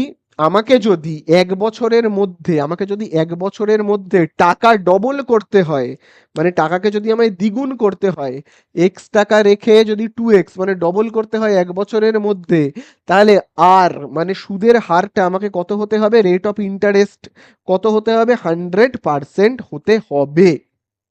বোঝা গেল? এবারে অ্যান্সারে জানতে চেয়েছে, মানে এখন তো মানে টাকা ডবল করেও শান্তি হচ্ছে না, এবারে টাকাকে 4 গুণ করতে চাইছি। টাকাকে কত গুণ করতে চাইছি? 4 গুণ। মানে এক্স টাকা রাখলে আমি যেন 4x টাকা পাই। চাক মানে টাকাটাকে দ্বিগুণ করে হলো না, এখন আবার 4 গুণ যদি করতে চাই, তাহলে কত বছর টাইম লাগবে?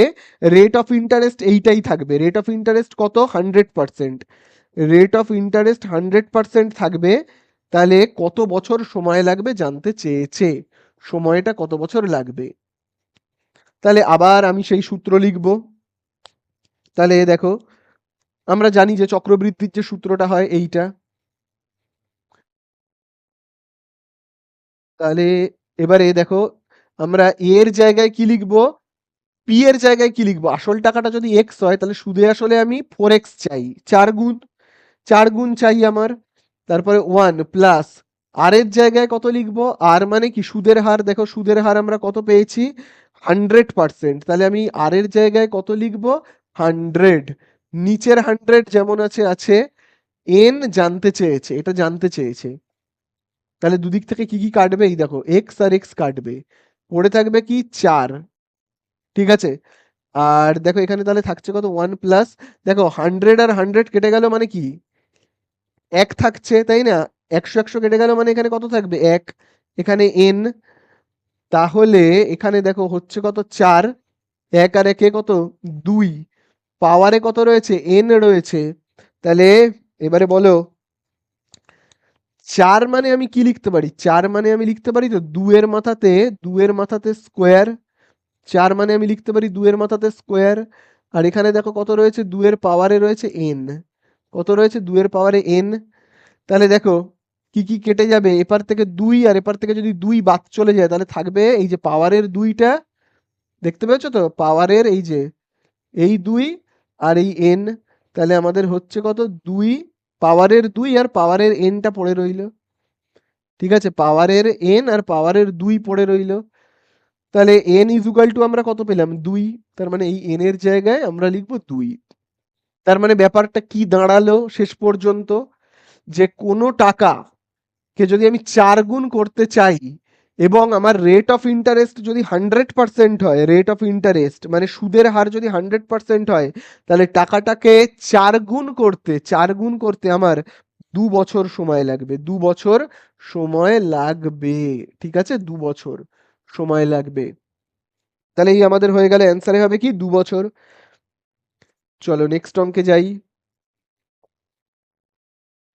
তো দেখো এবারে আমরা করব 2 এর দাগেরটা, 4 এর দাগের 2 এ দেখো বলে দিয়েছে একটি অংশীদারি ব্যবসায় সমীর, ইদ্রিস ও অ্যান্টনির মূলধনের অনুপাত 1/6 1/5 ইস টু 1/4 এবং বছরের শেষে 3,700 টাকা লাভ হলে অ্যান্টনি কত পাবে।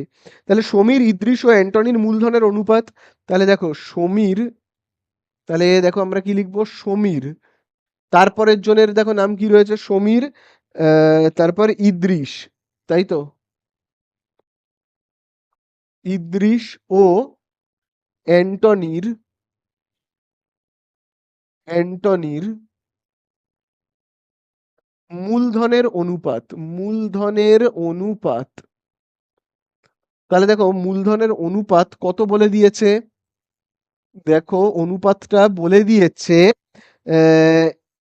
1/6 ইস টু, তারপরে দেখো কত বলছে 1/5, তারপরে দেখো বলছে 1/4। এবারে একটা কথা বলে রাখি, অনুপাত যদি ভগ্নাংশে থাকে তাহলে কিন্তু অঙ্ক করা যায় না, ঠিক আছে, অনুপাত ভগ্নাংশে থাকলে অঙ্ক করা যায় না। অনুপাতকে স্বাভাবিক একটা সংখ্যায় রাখতে হবে, এরকম ভাবো 2:3:4 এরকম রাখতে হবে, ভগ্নাংশ টগ্নাংশ এখানে চলবে না। তাহলে ভগ্নাংশ আমাকে যদি এখান থেকে তুলে দিতে হয় তাহলে কি করতে হবে, দেখো এর নিচে রয়েছে 6, নিচে রয়েছে 5, নিচে রয়েছে 4, এদের লসাগু করতে হবে। তাহলে 2 দিয়ে লসাগু করলে কত হবে, 2 দিয়ে 6কে ভাগ করলে 3, 5কে তো ভাগ করা যাবে না, 4কে ভাগ করলে 2, তাহলে 2 3 6, 6 5 30, 30 2 60, লসাগু হবে 60। এবার এই লসাগুটাকে তিনজনের সাথে গুণ করতে হবে, তিনজনের সাথে কি করতে হবে গুণ করতে হবে, মানে 1/6 তার সাথে গুণ করব, 1/5 তার সাথে গুণ করব এবং 1/4 সাথেও গুণ করব। তাহলে কত গুণ করব 60, এই দেখো এখানে একবার গুণ করব, এখানে একবার গুণ করব, আবার এখানে গুণ করব প্রত্যেকটা অনুপাতের সাথে, করে কাটাকুটি করতে হবে, 6 একে 6, 6 10 60, আবার দেখো 5 একে 5, 5 12 60, 4 একে 4, 4 15 60।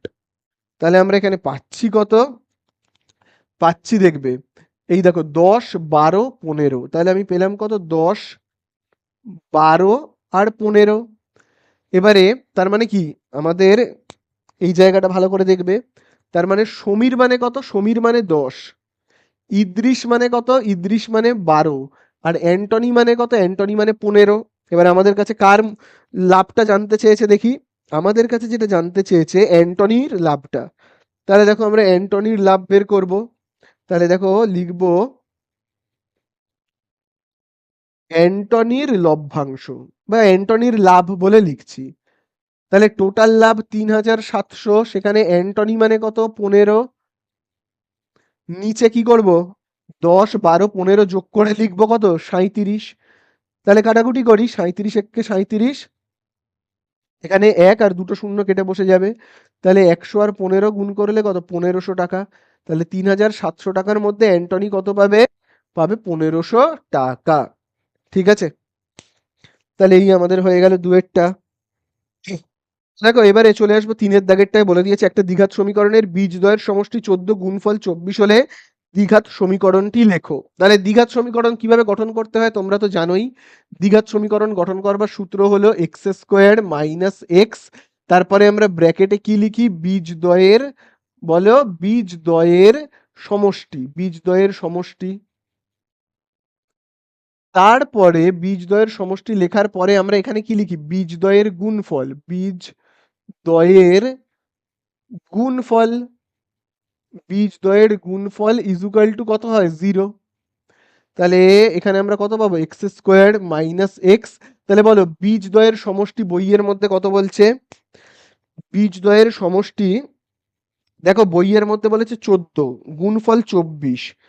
তাহলে বীজদ্বয়ের ঠিক সমষ্টির নিচে আমি কি লিখবো? 14, তাই না? আর এখানে কোনো চিহ্ন নেই মানে তো গুণ চিহ্ন, প্লাস বীজদ্বয়ের গুণফলে কত লিখবো? 24 ইজুকাল টু 0। তাহলে এক্স আর 14কে গুণ করলে আমরা কত পাবো? 14x plus 24 equal to 0। তাহলে এই আমাদের হয়ে গেল দ্বিঘাত সমীকরণ গঠন। ঠিক আছে, দ্বিঘাত সমীকরণের গঠন হয়ে গেল। চলো 3-এর দাগ হয়ে গেল, 4-এর দাগে যাব। তাহলে দেখো এবারে আমরা করব কতটা? 4-এর দাগের 4-এরটা। তো দেখো 4-এর দাগের 4-এ আমাদের কি বলে দিয়েছে? দেখো বলে দিয়েছে একটা দ্বিঘাত সমীকরণ যেটা হলো x square plus A x plus 3 equal to 0। এবং দেখো বলে দিয়েছে সমীকরণের একটা বীজ 1 হলে এ এর মান কত। তাহলে এ এর মান আমার কাছে জানতে চেয়েছে, এ এর মান জানতে চেয়েছে, এইটার মান বের করতে হবে। তার মানে বীজ মানে তার মানে কোনটা রইলো? বীজ মানে তার মানে কোনটা? বীজ মানে তার মানে এক্স গুলো, এক্স গুলো হলো বীজ, এবং সেই বীজের মানটা কত বলে দিয়েছে? 1। বোঝা গেল? এর মান জানতে চেয়েছে মানে বীজটা কি? এক্স তো, তাই না? তাহলে চলো আমরা এখানে কি করব? এক্স এর জায়গায় কত বসাবো? 1 বসাবো। 1 বসালাম, এখানে যেমন স্কোয়ার আছে দিচ্ছি, প্লাস এ, এখানে তো কোনো চিহ্ন নেই মানে গুণ চিহ্ন। আবার তাহলে আমি এখানে এক্স এর জায়গায় কত বসাবো? 1 বসাবো, প্লাস 3 ইজুকাল টু 0। তাহলে 1 এর স্কোয়ার কত হবে? 1। এ আর 1 কে গুণ করলে কত হবে? এ হবে, প্লাস 3। তাহলে 1 আর 3 যোগ করলে কত? 4 প্লাস এ ইজুকাল টু 0। তাহলে এ এর মান জানতে চেয়েছে, তাহলে +4কে ওই সাইডে পাঠিয়ে দিই, কি হবে? -4। তাহলে এ ইজুকাল টু আমরা কত পেলাম? পেলাম কিন্তু -4। এই তো আমাদের অ্যান্সার হয়ে গেল। তাহলে এই আমাদের হলো কতর দাগ? হলো কিন্তু 4। এবারে আমরা যাব 5-এর দাগে। তাহলে দেখো 5-এর দাগে আমরা অঙ্কটা করব। দুটো বৃত্ত রয়েছে, দেখো এই একটা বৃত্ত, বেশ বড় করে আমি আঁকছি। আবার দেখো এই একটা বৃত্ত, দুটো বৃত্ত। তাহলে বৃত্তের কেন্দ্র, এই একটা বৃত্তের কেন্দ্র আর এই বৃত্তের কেন্দ্র হলো এইটা। কেন্দ্রগুলোর নাম দিই, এই কেন্দ্রের নাম দিচ্ছি ও, এই কেন্দ্রের নাম দিচ্ছি পি। সাধারণ জ্যা, এখান থেকে এতটা হলো সাধারণ জ্যা। আচ্ছা জ্যা এর একটা নাম দেওয়া যাক এ, আর এই জায়গাটাতে নাম দিচ্ছি বি বলে। আচ্ছা কেন্দ্র থেকে এই পরিধি পর্যন্ত লাইনকে কি বলবো? আমরা ব্যাসার্ধ বলবো। কেন্দ্র থেকে পরিধি পর্যন্ত লাইনটা ব্যাসার্ধ, সেটার মাপ বলে দিয়েছে 10। আবার দেখো এই যে এই লাইনটা, দেখো কেন্দ্র থেকে পরিধি পর্যন্ত এই লাইনটা কি? ব্যাসার্ধ। দুটো বৃত্তেরই ব্যাসার্ধ বলে দিয়েছে 10 করে, মানে এই বৃত্তটারও ব্যাসার্ধ কত? 10। আচ্ছা এই যে জ্যা, এই জ্যা এর মাপটা কত? এবি, এই যে জ্যা এর মাপটা হলো 12। এবারে অ্যান্সারে কি জানতে চেয়েছে? কেন্দ্রদ্বয়ের মধ্যে দূরত্ব কত, মানে ও থেকে পি এর মাপটা কত? ওপিটা আমাদের কাছে জানতে চেয়েছে। আচ্ছা এবারে দেখো এইখান থেকে এই যে এ থেকে এই যে এই পয়েন্টটা, এই পয়েন্টের আমি একটা নাম দিচ্ছি সি বলে। আচ্ছা তাহলে তোমরাই আমাকে বলো তো, এই যে এ থেকে সি এর মাপটা কত হবে, এসির মাপটা বলো দেখি। এ থেকে পুরো এই বি পর্যন্ত যদি হয় 12, তাহলে এ থেকে এই সি পর্যন্ত এইটুকুনির মাপ কত হবে? তাহলে 12কে তো আমরা 2 দিয়ে ভাগ করলেই পেয়ে যাব, তাই না? 6 সেমি। বোঝা গেল? এবারে খুব ভালো করে দেখবে, হ্যাঁ, এখানে দুটো ত্রিভুজকে দেখো, এই যে আমি মুছে দিচ্ছি, এবারে দেখো দুটো ত্রিভুজ, এই দুটো ত্রিভুজকে দেখো, এই যে এইটা আর এইটা, এই দুটো ত্রিভুজ না সর্বসম। কেন সর্বসম আমি বলছি, আগে আমি লিখে নিই। এই যে এ ও সি, এ ও সি সর্বসম, এই ত্রিভুজটার নাম কি? তোমার এসিপি, এসিপি। কেন সর্বসম আমি বলছি, তার কারণ দেখো দুটোরই দেখো ব্যাসার্ধ, এই লাইনটা দেখো সেম, এইটা আর এইটা, তাই না? দেখো দুটোরই সেম, এই যে দেখো এইটা আর এইটা দেখো সেম। তার মানে এ ওরও যা মাপ, এ ও ইজুকাল টু, এখানে দেখো এই যার নাম হলো তোমার এপি। ঠিক আছে, তারপরে দেখো আরেকটা মিল রয়েছে, দেখো সাধারণ বাহু, দেখো এই যে দেখো এ থেকে সি, এই বাহুটা দেখো দুটো ত্রিভুজেরই সাধারণ বাহু। তার মানে তোমার এসি কি? সাধারণ বাহু, সাধারণ বাহু। তাহলে আরেকটা মিল পেয়ে গেলাম। আর লাস্ট মিল যেটা, সেটা হলো খুব ভালো করে দেখবে, সেটা হলো না, এই যে দেখো এই জায়গাটাতে খুব ভালো করে দেখবে, এই জায়গাটাতে না 90 ডিগ্রি কোণ, এই কোণটা 90, এই সাইডেও এই কোণটা হলো 90। ঠিক আছে, বোঝা গেল? তার মানে হলো তোমার এই যে কোণটা, এই কোণটার নাম কি? এ সি ও, তাই তো? কোণ এসিও, এ সি ও। আর এই যে এই কোণটা, এই যে এই কোণটার নাম হলো এ সিপি। তাহলে এ সিপি এরা দুজনেই হলো 90 ডিগ্রি। যেহেতু এই তিনটে শর্ত পূরণ হয়ে যাচ্ছে, সেই জন্য আমরা বলতে পারি কি এই দুটো ত্রিভুজ সর্বসম। যেহেতু এটা 90 ডিগ্রি, তার মানে কি এই ত্রিভুজ দুটোই সমকোণী ত্রিভুজ। আর সমকোণী ত্রিভুজের আমরা কি কি মাপ জানি, খুব ভালো করে দেখবে। কি কি মাপ জানি বলো তো? দেখো এইখান থেকে এতটুকুনির মাপ হলো 6, লম্বটা, অতিভুজটা 10, তাহলে ভূমিটা কত হবে বলো তো? ভূমিটা কত হবে? তাহলে এই যে অতিভুজটা হলো কি তোমার এ ওর স্কোয়ার, ইজুকাল টু লম্ব মানে কি এসি স্কোয়ার, এ সি এর স্কোয়ার, প্লাস ভূমি মানে কি ওসি, ভূমি মানে কি ও সি, তার স্কোয়ার। তাহলে এ ওর জায়গাতে কত লিখবো? এ ওর মান আমরা জানি 10, এই যে দেখো এ ও কত 10, তার স্কোয়ার। এসি কত? এই যে দেখো এসি হলো তোমার কত 6, তাহলে এখানে আমি লিখবো কত 6 এর স্কোয়ার, প্লাস ওসির মান আমি জানি না, এটাই তো বের করতে চাই। তাহলে খুব ভালো করে দেখবে এবারে, 10-এর স্কোয়ার কত হবে? 100, 6-এর স্কোয়ার কত হবে? 36, আর এখানে দেখো রয়েছে ওসির স্কোয়ার। 36টাকে এই সাইডে আনবো, -36 ওসি তার স্কোয়ার। ঠিক আছে, তাহলে এবারে আমরা কি করব দেখো, তাহলে এইদিকে দেখো আমরা যদি এটাকে বিয়োগ করি তাহলে কত হবে? আমি এই সাইডে করছি অঙ্কটা, বিয়োগ করলে হবে 64, আর এখানে দেখো কত রয়েছে? ওসি তার স্কোয়ার। স্কোয়ারটা এবার এই সাইডে চলে আসবে, আসলে হয়ে যাবে রুট। তাহলে দেখো কত হবে? 8, 64√8। তাহলে ওসি সমান সমান আমি কত পেলাম? ওসি মানে হলো কোন জায়গাটা বলো তো? এই দেখো ও থেকে শুরু করে এই সি পর্যন্ত, এইটা হলো 8। তাহলে এই সি থেকে শুরু করে পিটাও হবে কত? 8 হবে, কারণ সর্বসম ত্রিভুজের অনুরূপ বাহু। সর্বসম তো ত্রিভুজ দুটো তো সর্বসম, তার মানে এইটারও বাহুর যা মাপ হবে এই বাহুটারও তাই মাপ হবে। এই বাহুটার ভূমি যদি হয় 8, তাহলে এই বাহুটারও ভূমি কত হবে? 8, তাই না? এবার অ্যান্সারে জানতে চেয়েছে কি এই কেন্দ্র থেকে এই কেন্দ্রের দূরত্ব কত। তাহলে এখান থেকে এতটা 8, আবার এখান থেকে এতটা 8, তার মানে টোটাল এই কেন্দ্র থেকে এই কেন্দ্রের দূরত্ব কত? 8 8 16। তাহলে আমি এইখানটাতে উত্তর লিখে দিই, অতএব কেন্দ্রদ্বয়ের দূরত্ব, কেন্দ্রদ্বয়ের দূরত্ব কত হবে? কেন্দ্রদ্বয়ের দূরত্ব হবে তোমার কত? 8 + 8 16 সেমি। তাহলে এই আমাদের হয়ে গেল অঙ্কটা শেষ।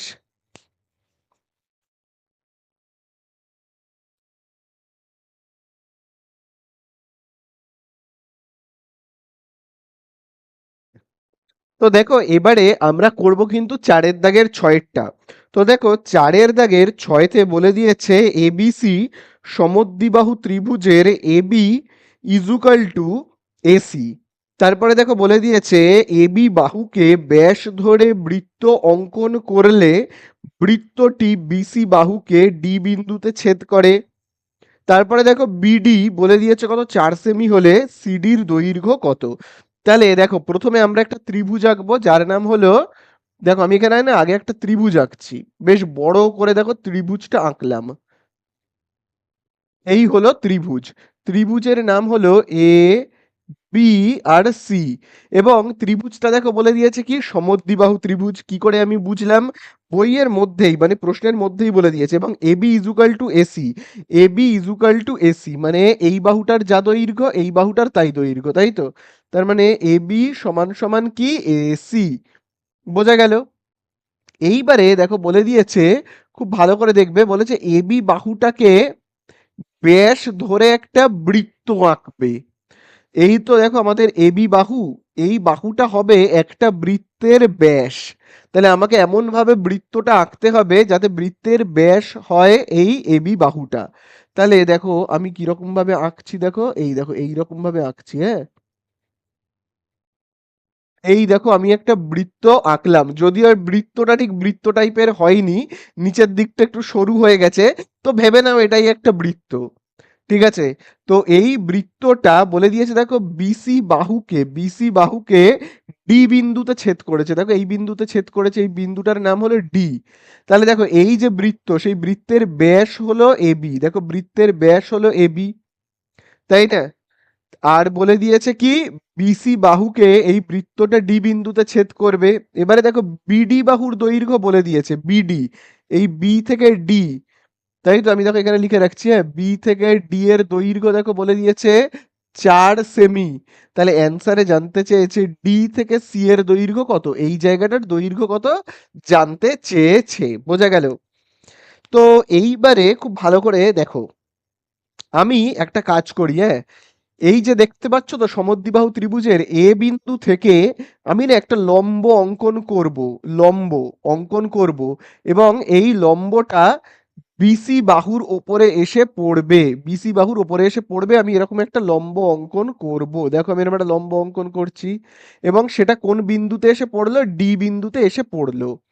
তো দেখো আমি অন্য একটা কালার দিয়ে করি, তাহলে তোমাদের বুঝতেও সুবিধে হবে। দেখো এ বিন্দু থেকে একটা লম্ব আমি অঙ্কন করছি, এবং এই লম্বটা দেখো ডি বিন্দুতে এসে পড়লো। ঠিক আছে, দেখো ডি বিন্দুতে এসে পড়লো, বোঝা গেল। এই দেখো ডি বিন্দুতে এসে পড়লো।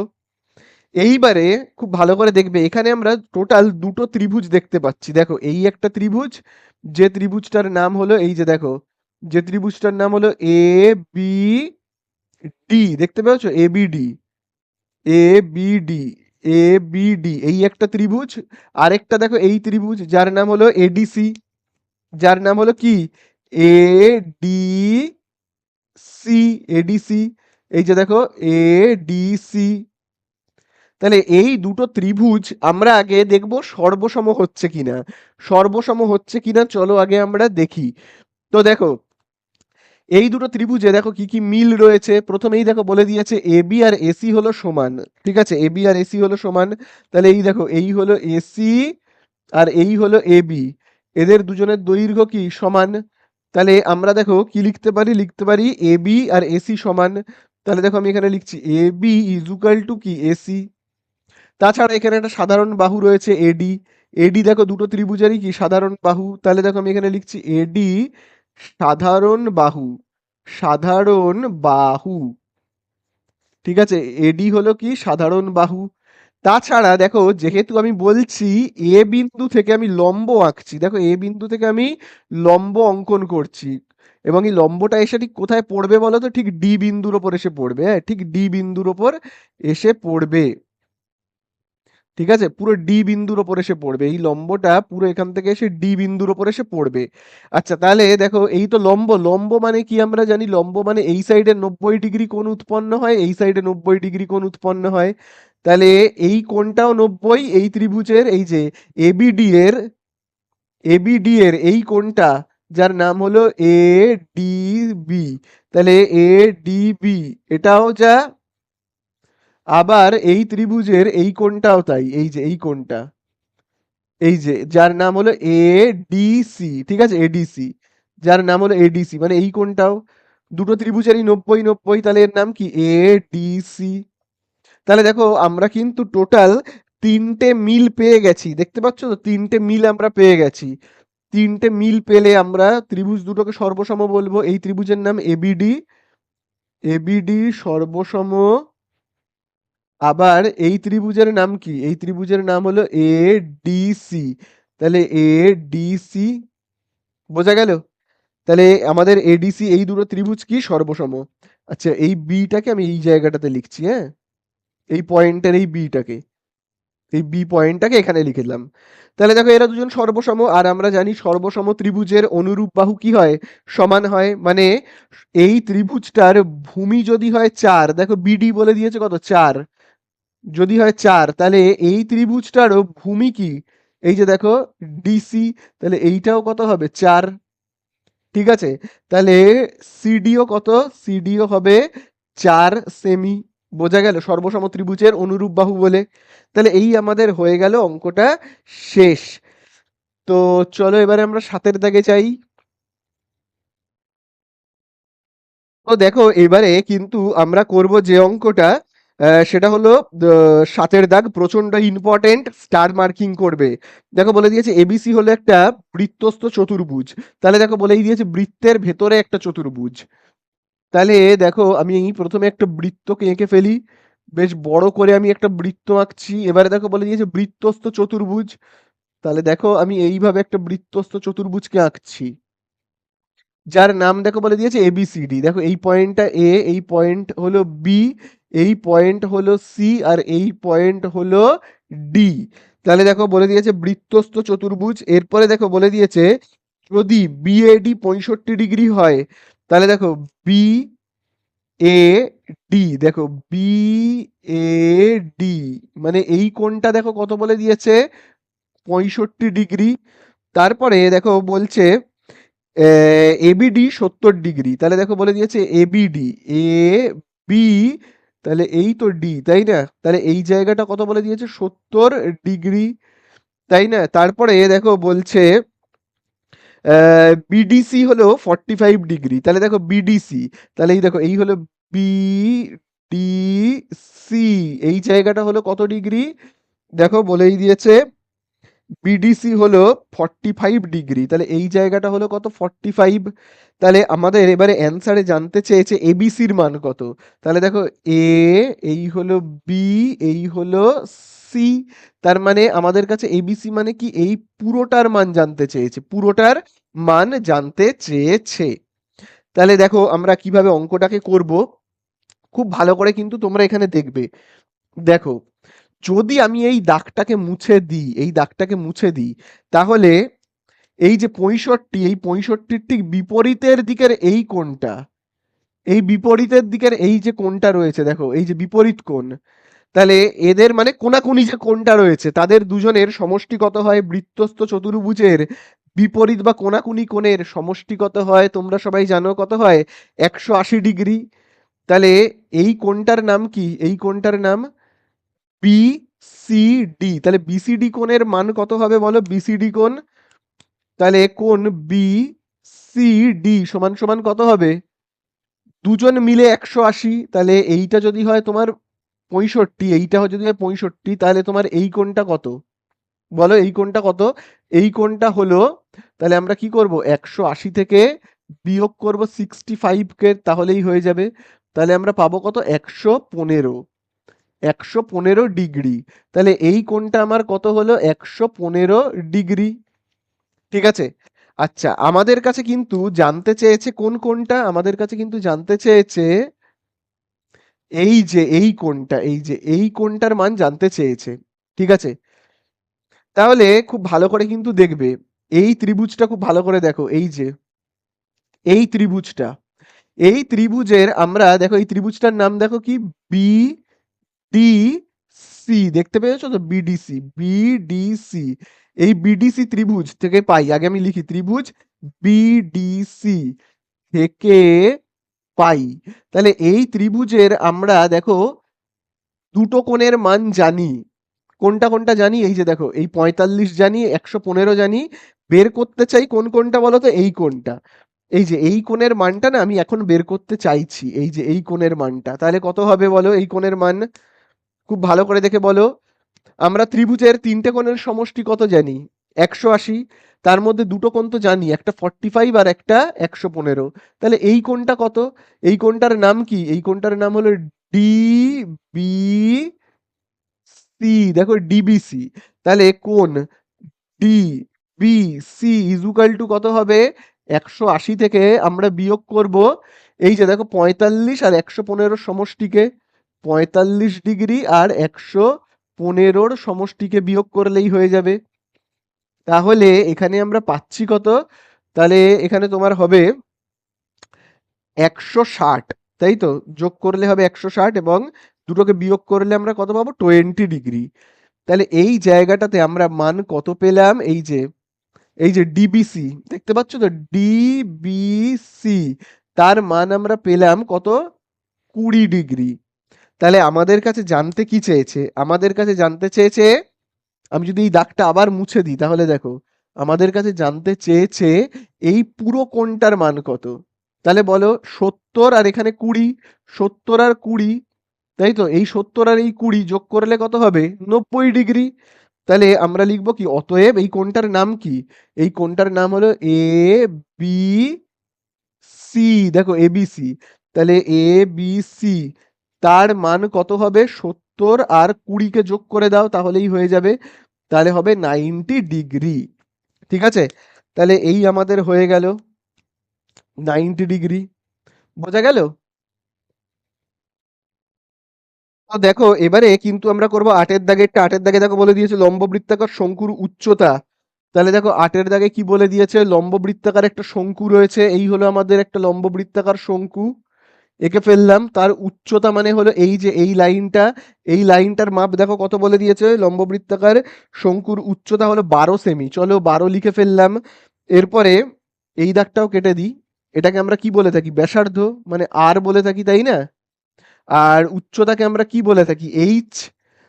এইচটা বলে দিয়েছে দেখো 12। আর দেখো বলে দিয়েছে আয়তন হলো 100 পাই। শঙ্কুর ব্যাসার্ধ জানতে চেয়েছে। ব্যাসার্ধটা কত তো আমি জানি না, আর ধরে নিয়েছি। তাহলে আমরা প্রথমেই লিখবো, মনে করি শঙ্কুর ব্যাসার্ধ। মনে করি শঙ্কুর শঙ্কুর ব্যাসার্ধ যেহেতু আমরা জানি না, সেই জন্য ধরে নেব শঙ্কুর ব্যাসার্ধ কত? আর পাশে লিখবো কি? সেমি বলে। এইবারে আমরা লিখবো দেখো প্রশ্নানুসারে। প্রশ্নানুসারে। তাহলে দেখো প্রশ্নানুসারে লিখে আমি সমান চিহ্নের এই দিকে দেখো লিখছি 100 পাই। 100 পাই। তাহলে বলো এইটা আমি কিসের মাপ লিখলাম? এটা কিসের মাপ লিখলাম? আয়তনের মাপ লিখেছি। দেখো বইয়ে বলেই দিয়েছে আয়তন 100 পাই। তাহলে আমি যদি এই দিকে আয়তনের মাপ লিখি তাহলে এই দিকে কি লিখবো? আয়তনের সূত্র লিখবো। তাহলে আয়তনের সূত্র আমরা কি জানি?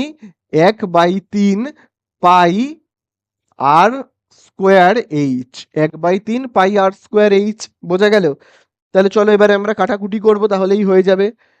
তাহলে যেমন দেখো কি কি কাটবে? দেখো দুটো সাইডেই পাই রয়েছে, সেই পাই দুটোকে আমরা কাটবো। এই যে দেখো এই পাই আর এই পাইটাকে কেটে দিলাম। তাহলে আমরা দেখো এখানে পাচ্ছি কি?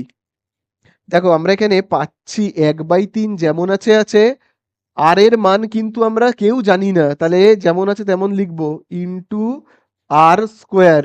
দেখো এখানে কোনো চিহ্ন নেই, মানে কি এগুলো সব গুণ চিহ্ন। এইচ এর জায়গায় কত লিখবো? এইচ এর মান কিন্তু 12, এটা আমরা জানি। এদিকে দেখো রয়েছে কত? 100। তাহলে কাটাকুটি করি। দেখো 3 একে 3, 3 4 12। তাহলে এখানে আমরা পাচ্ছি কত? দেখো আর স্কোয়ার। আর দেখো ইন্টু দেখো কত রয়েছে? 4। তাহলে এখানে ইন্টু 4 ইজুকাল টু কত? 100। এবারে দেখো 4টাকে আমরা সমান চিহ্নের এই দিকে পাঠাবো। দেখো 4 গুণ রয়েছে, সমান চিহ্নের এই দিকে গেলে কি হবে? 100-র নিচে গিয়ে বসবে 4টা। তাহলে কাটাকুটি করলে কত হবে বলো? 4 একে 4, 4 25-এ 100। তাহলে আমরা দেখো পাচ্ছি কত? এবারে দেখো এই যে স্কোয়ারটা রয়েছে, এই স্কোয়ারটাকে এবার এই সাইডে পাঠাবো। পাঠালেই কি হয়ে যাবে? রুট হয়ে যাবে 25-এর 25 তো এপারে বেরিয়েছে, 25-এর রুট হয়ে যাবে। তাহলে 25-এর রুট কত হবে, আমি এই সাইডে যদি করি তাহলে r ইজ ইকুয়াল টু হবে 25-এর রুট 5। ঠিক আছে, তাহলে r সমান সমান আমরা কত পেলাম, r সমান সমান আমরা পেলাম 5। অ্যান্সারে ব্যাসার্ধ জানতে চেয়েছে, পেয়ে গেলাম। জাস্ট তোমরা একটু উত্তর লিখে দেবে, হয়ে যাবে।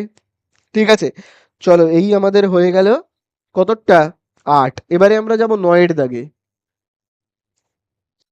দেখো এবারে কিন্তু আমরা করব 9-এর দাগেরটা। 9-এর দাগেরটা কিন্তু প্রচন্ড ইম্পর্টেন্ট, স্টার মার্কিং করবে, কারণ বলেছি পরিমিতির অঙ্কে অনুপাত আছে মানেই সেই অঙ্কটা ইম্পর্টেন্ট। তো দেখো বলে দিয়েছে দুটো লম্ববৃত্তাকার চোঙের উচ্চতার অনুপাত। তাহলে দেখো দুটো লম্ববৃত্তাকার চোঙ রয়েছে, এই একটা চোঙ, ঠিক আছে, উচ্চতার অনুপাত। আবার এই দেখো আরেকটা চোঙ আমি আঁকছি, একটু বড় করে আঁকি চোঙটা, হ্যাঁ। তাহলে দেখো এই হলো দুটো চোঙ, এই দুটো চোঙের উচ্চতার অনুপাত। তাহলে এইটার উচ্চতাকে আমি h1 বলে লিখবো, এইটার উচ্চতাকে আমি h2 বলে লিখবো। ঠিক আছে, যেহেতু দুটো উচ্চতা আছে তো সেই জন্য। তাহলে দেখো উচ্চতার অনুপাত কত কত বলে দিয়েছে, দেখো বলে দিয়েছে 1:2। তার মানে এইটা হলো কি তোমার 1, ঠিক আছে 1, আর এইটা হলো কত 2 লিখলাম। এইবারে দেখো কি বলছে, তাদের ভূমির পরিধির অনুপাত 3:4। ভূমি মানে কোনটা, এই যে দেখো ভূমির পরিধি, পরিধি মানে এই গোল এই অংশটা, এই অংশটা কত বলে দিয়েছে, এই পুরো গোল অংশটা, এই যে বৃত্তাকার যে গোল অংশটা রয়েছে দেখতে পাচ্ছ তো, এইটে, এই যে এইটা পরিধি মানে হলো এই যে গোল অংশটা, তার দেখো এইখান থেকে শুরু করে এই এতটার মাপকে বলা হয়। ভাবো আমার কাছে যদি একটা ফিতে থাকে, সেই ফিতে দিয়ে আমি ভাবো মাপছি পুরো এই যে চার সাইডটা পুরো মাপছি, এই চার সাইডের মাপকে বলা হয় কি পরিধি। একইভাবে এইটারও পরিধি কোনটা, এই যে গোল অংশটা দেখতে পাচ্ছ, এই যে আমি ভাবো ফিতে দিয়ে মাপছি, আমার হাতে একটা ফিতে আছে, সেই ফিতে দিয়ে আমি দেখো এইখান থেকে এরকম মাপলাম, এই যে মাপটা এটাকে বলা হয় কি পরিধি। চার সাইডের এই মাপটাকে বলা হয় পরিধি। তাহলে এই চার সাইডের যে মাপ, সেই মাপের অনুপাতটা, পরিধির অনুপাতটা দেখো কত বলে দিয়েছে, বলে দিয়েছে কিন্তু খুব ভালো করে তোমরা যদি দেখো, বলে দিয়েছে 3:4। তার মানে এই 3 লিখলাম আর এইটায় লিখলাম 4। ঠিক আছে, এইবারে পরিধির সূত্র আমরা কি জানি, দেখো এই যে 3টা লিখেছি, দেখো আমি এখানে এরকম ভাবে লিখছি, হ্যাঁ, দেখো আমি এখানে এরকম ভাবে লিখছি 3 বলে, 3 তার মানে কি, এই যে বৃত্তটা, এই যে বৃত্তটা দেখতে পাচ্ছ তো, এই যে বৃত্তটা তার পরিধি। তাহলে দেখো আমি যদি এই সাইডে পরিধির মাপ লিখি, তাহলে এই দিকে আমি কি লিখবো, পরিধির সূত্র। বৃত্তের পরিধির সূত্র কি, বৃত্তের পরিধির সূত্র আমরা কি জানি, 2πr। ঠিক আছে, বৃত্তের পরিধির সূত্র। তাহলে দেখো আমি লিখবো 2πr। আবার একইভাবে এই যে এখানে রয়েছে কত 4, তাহলে দেখো আমি এখানে লিখছি 4। 4 কি, এই বৃত্তটার পরিধির মাপ।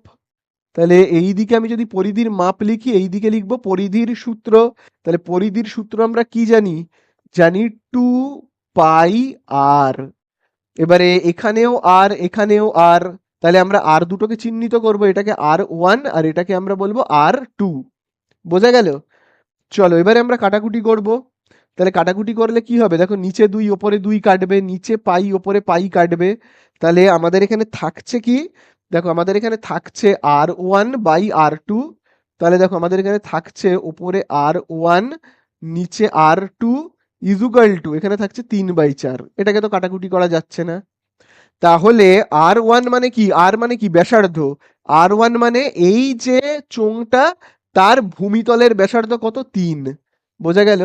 তার মানে ব্যাসার্ধ মানে বুঝতে পেরেছো তো, এই যে এই লাইনটা, এই ব্যাসার্ধটা হলো কত, r1টা হলো কত 3, আর r2 মানে কত 4। r2 মানে কি, r মানে কি এই যে চোঙ তার যে ভূমিতল তার ব্যাসার্ধ।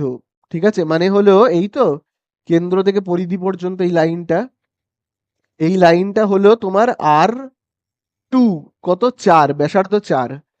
ঠিক আছে, তাহলে এই বৃত্তটার এই যে চোঙ তার এই যে ভূমিতল তার ব্যাসার্ধ 3, আর এই চোঙের যে ভূমিতল তার ব্যাসার্ধ কত 4। এবারে আমাদের কাছে অ্যান্সার কি জানতে চেয়েছে, চলো একটু দেখে নেওয়া যাক। দেখো অ্যান্সারে জানতে চেয়েছে আয়তনের অনুপাত কত। তাহলে এদের দুজনের আয়তনের অনুপাত এইটা আর এইটা, তাহলে এইটার আয়তন কি হবে, তাহলে দেখো আমরা লিখবো অতএব, লিখবো কি আয়তনের অনুপাত, আয়তনের অনুপাত তাহলে আয়তনের অনুপাত কত হবে বলো? খুব ভালো করে দেখবে আয়তনের অনুপাত কত হবে, এইটার আয়তন কত হবে? আয়তনের সূত্র তো আমরা জানি কি, পাই আর স্কোয়ার এইচ ইস টু, আবার এইটারও আয়তন কত হবে? পাই আর স্কোয়ার এইচ। এবারে এই আর গুলোকে R1 আর H1 এগুলোকে আমরা কি R2H2 দিয়ে চিহ্নিত করব, তাই না? চলো এবারে আমরা কাটাকুটি করব। এই দেখো এই সাইডে পাই, এই সাইডে পাই কেটে যাবে। R1 এর জায়গাতে আমরা কত লিখব? এই দেখো R1 3, H1 এর জায়গায় কত লিখব? 1। তাহলে R1 এর জায়গাতে আমরা লিখব 3। যেহেতু দেখো এইখানে স্কোয়ার আছে আর এর মাথায়, তাহলে এখানেও আমরা কি দেব? স্কোয়ার দেব। ইনটু H1 এর জায়গাতে কি লিখবো? এই যে দেখো 1 লিখবো, ইস টু। আবার দেখো R2 এর জায়গায় কত লিখবো? R2 4, মাথায় দেখো রয়েছে স্কোয়ার, তাহলে কিন্তু স্কোয়ার দেব। ইনটু H2 এর জায়গাতে দেখো কত লিখবো? 2, তাহলে কত হচ্ছে দেখো 3 এর স্কোয়ার করলে কত হয়? 9 ইনটু 1। আবার দেখো 4 এর তুমি যদি স্কোয়ার করো 16 ইনটু কত? 2। তাহলে লাস্ট লাইন আমরা যেটা করব, আমি না এই সাইডে করছি, হ্যাঁ, জায়গা নেই বলে। 9 কে 9, 9 একে 9 আর 16 দুগুণে কত? 32। তাহলে এই তো আমাদের হয়ে গেল, এটাই হলো আমাদের কি অ্যান্সার। বোঝা গেল? তাহলে হয়ে গেল আমাদের 9টা। চলে যাব 10-এর দাগে। দেখো এবারে আমরা করব কতর দাগেরটা? 10-এর দাগেরটা। 4-এর দাগের দেখো 10-এ কি বলে দিয়েছে? 4-এর দাগের 10-এ বলে দেওয়া আছে যেটা, সেটা হলো tan 4 থিটা। দেখো লেখা রয়েছে tan 4 থিটা, তারপরে একটা দেখবে গুণ চিহ্ন রয়েছে, তারপরে দেখবে লেখা রয়েছে tan, ওটা দেখবে অনেকে ভাবে পয়েন্ট, এটা কিন্তু পয়েন্ট নয়, গুণ চিহ্ন, ঠিক আছে? 6 থিটা ইজ ইকুয়াল টু 1। তাহলে আমার কাছে জানতে চেয়েছে সাইন 10 থিটার মান কত। আমার কাছে জানতে চেয়েছে sine 10 theta is equal to কত, এইটার মান জানতে চেয়েছে। তো চলো প্রথমে আমরা কিরকম ভাবে করব দেখো। প্রথমে tan 4 থিটা যেমন আছে থাক। দেখো এই যে tan 6 থিটাটা দেখো গুণ রয়েছে, এই সাইডে গেলে কি হয়ে যাবে? ভাগ হয়ে যাবে। তাহলে tan 6 থিটা নিচে বসবে, তাই না? এবারে তো তোমরা বলবে এই লাইনটার, আমি বলবো না 1/10 মানে কি? 1/10 মানে আমরা কি বলতে পারি? কট, তাই না? তাহলে দেখো আমরা এখানে কি লিখবো? দেখো লিখবো এখানে tan 4 থিটা যেমন আছে। তাহলে এই জায়গাটাতে আমরা কি লিখতে পারি? কট 6 থিটা। বোঝা গেল? আশা করি বুঝতে পারলে তো। এইবারে কিন্তু পূরক কোণের যে অঙ্কগুলো ছিল, মানে কোষে দেখি 24, সেই পাটের কিছু সূত্র তোমাদেরকে একটু মনে রাখতে হবে। দেখো খুব ভালো করে দেখবে এখানে। এখানে এই সূত্রগুলো তোমাদের মনে আছে তো? দেখো তো মনে আছে কিনা। কট, ভাবো রয়েছে কট থিটা, তারপরে ভাবো রয়েছে টেন থিটা। এগুলো মানে আমরা কি লিখতাম? মনে করো এগুলোর মানে আমরা লিখতাম, দেখো কট থিটা মানে আমি কি লিখতে পারি? টেন 90 ডিগ্রি মাইনাস থিটা, মনে করো টেন 90 ডিগ্রি মাইনাস থিটা, তাই না? আবার দেখো টেন থিটা মানে আমি কি লিখবো? কট 90 ডিগ্রি মাইনাস থিটা। দেখো মনে পড়েছে? মনে পড়েছে? দেখো তাহলে দেখো এখানে রয়েছে কট থিটা, তাহলে কট থিটা মানে আমরা কি লিখতে পারি? Ten 90 degree minus theta. এবারে দেখো এইখানে থিটা ছিল বলে এখানে থিটা, এখানে 6 থিটা রয়েছে, তাহলে আমরা কি লিখবো? লিখবো টেন কি রয়েছে? 90 ডিগ্রি মাইনাস, দেখো এখানে থিটা রয়েছে কারণ এখানে থিটা ছিল বলে, এখানে 6 থিটা আছে বলে আমি 6 থিটা লিখবো। বোঝা গেল? আর এইটা যেমন আছে থাক। কি রয়েছে? Ten 4 theta. তাহলে এই জায়গাটা সবাই বুঝতে পারলে তো? তাহলে চলো কাটাকুটি করি। দেখো এই সাইডে টেন আর টেন বাদ চলে গেল, তাহলে থাকছে কি? থাকছে 4 থিটা। তাহলে দেখো মাইনাস 6 থিটা, এই সাইডে আসলে প্লাস 6 থিটা, 6 থিটা। আর এইদিকে দেখো কত থাকছে? 90। তাহলে এখানে দেখো আমরা পাচ্ছি কত? 4 থিটা আর 6 থিটা মানে কত? 10 theta is equal two 90 degree. বোঝা গেল? তাহলে আমাদের কাছে জানতে চেয়েছে সাইন 10 থিটার মান কত। তাহলে দেখো সাইন যেমন আছে, তাই তো? সাইন এবারে দেখো টেন থিটা মানে কি, ten theta equal to 90 degree. তাহলে এই যে টেন থিটা এর জায়গাতে আমি কত লিখবো, লিখবো 90 ডিগ্রি। তাহলে সাইন 90 ডিগ্রির মান কত হয়, 1। তাহলে এই তো হয়ে গেল আমাদের অঙ্কটা শেষ। ঠিক আছে, চলো এই আমাদের হয়ে গেল 10-এর দাগ, চলে যাবো 11-এর দাগে। তো দেখো এবারে আমরা করব কত দাগ, 11-এর দাগ। তো দেখো 11-এর দাগে কি বলে দিয়েছে, 11-এর দাগের অঙ্কটা খুব ইম্পর্টেন্ট আছে। 11-এর দাগের অঙ্কে দেখবে বলে দিয়েছে কস থিটা, দেখো বলে দিয়েছে cos theta plus sec theta, তাই তো, cos theta plus sec theta equal to কত বলে দিয়েছে, 2 হলে একটা মান জানতে চেয়েছে, cos 2025 theta plus sine 2025 theta. তো দেখো পাওয়ার গুলো 2025 আছে বলে ভয় পাওয়ার কিচ্ছু নেই, প্রচন্ড সোজা। দেখো প্রথমেই আমরা দেখো কস থিটা যেমন আছে দেখে দেখে টুকবো, কস থিটা। তাহলে বলো সেক, সেক মানে কার উল্টো হয়, সেকের উল্টো কি হয়, সেকের উল্টো তোমরা জানোই হয় কস। তাহলে সেক মানে আমরা কি লিখতে পারি, 1/cos থিটা ইজুকাল টু 2 যেমন আছে আছে। চলো এবারে আমরা কি করব, যেরকম ভাবে ভগ্নাংশের যোগ বিয়োগ করে, নিচে কিছু নেই মানে 1। তাহলে চলো লসাগু করলে কত হবে, 1 আর cos থিটার লসাগু কত হবে, cos থিটা। কোনাকুনি গুণ করি, cos থিটা আর cos থিটা গুণ করলে হবে cos, এখানে স্কোয়ার থিটা। 1 আর 1 গুণ করলে কত হবে, হবে কিন্তু 1। আর এই দিকে দেখো 2টা যেমন আছে আছে। তাহলে দাগের নিচে রয়েছে cos, মানে cosটা ভাগ এই সাইডে চলে গেলে গুণ হয়ে যাবে। তাহলে cos স্কোয়ার থিটা প্লাস 1 যেমন আছে আছে। তাহলে এই cos থিটা এই দিকে চলে গেলে 2 এর সাথে গুণ হয়ে যাবে, 2 cos থিটা। বোঝা গেল? এইবারে দেখো cos আবার যেমন আছে আছে, cos square theta plus 2 cos theta, এই সাইডে আসলে মাইনাস 2 cos থিটা। আর প্লাস 1 যেমন আছে থাকবে, দেখো এর আগে কিছু নেই মানে কি প্লাস, এই সাইডে চলে এসে মাইনাস হয়ে গেল, এই দিকটা 0 হয়ে গেল। এবারে দেখো কোন সূত্রের মতো লাগছে তোমরা দেখে বলবে, cos স্কোয়ারটা আমি লিখবো না এখন, ব্র্যাকেট দিয়ে বাইরে লিখবো। এখানে দেখো রয়েছে 1, 1 মানে আমি কি লিখতে পারি, 1-এর স্কোয়ার ইজুকাল টু কি 0। তাহলে বলো এই মাঝখানের জায়গাটাতে আমরা কি লিখবো, লিখবো কি 2, এইটা তো a cos থিটা, আর এই একটা তো হলো b, তার মানে কি 2ab, তাই না? তাহলে কার সূত্র, a square minus 2ab plus এই যে b এর স্কোয়ার, এটা কার সূত্র, a মাইনাস b হোল স্কোয়ারের সূত্র, তাই না? তাহলে দেখো আমি এই সাইডে করছি, এই সাইডে করছি, তাহলে হচ্ছে a মাইনাস b হোল স্কোয়ারের সূত্র। তাহলে a মানে হলো এই যে এইটা cos থিটা মাইনাস b মানে কোনটা, b মানে এই যে 1, তাহলে তার square a minus b whole square equal to 0।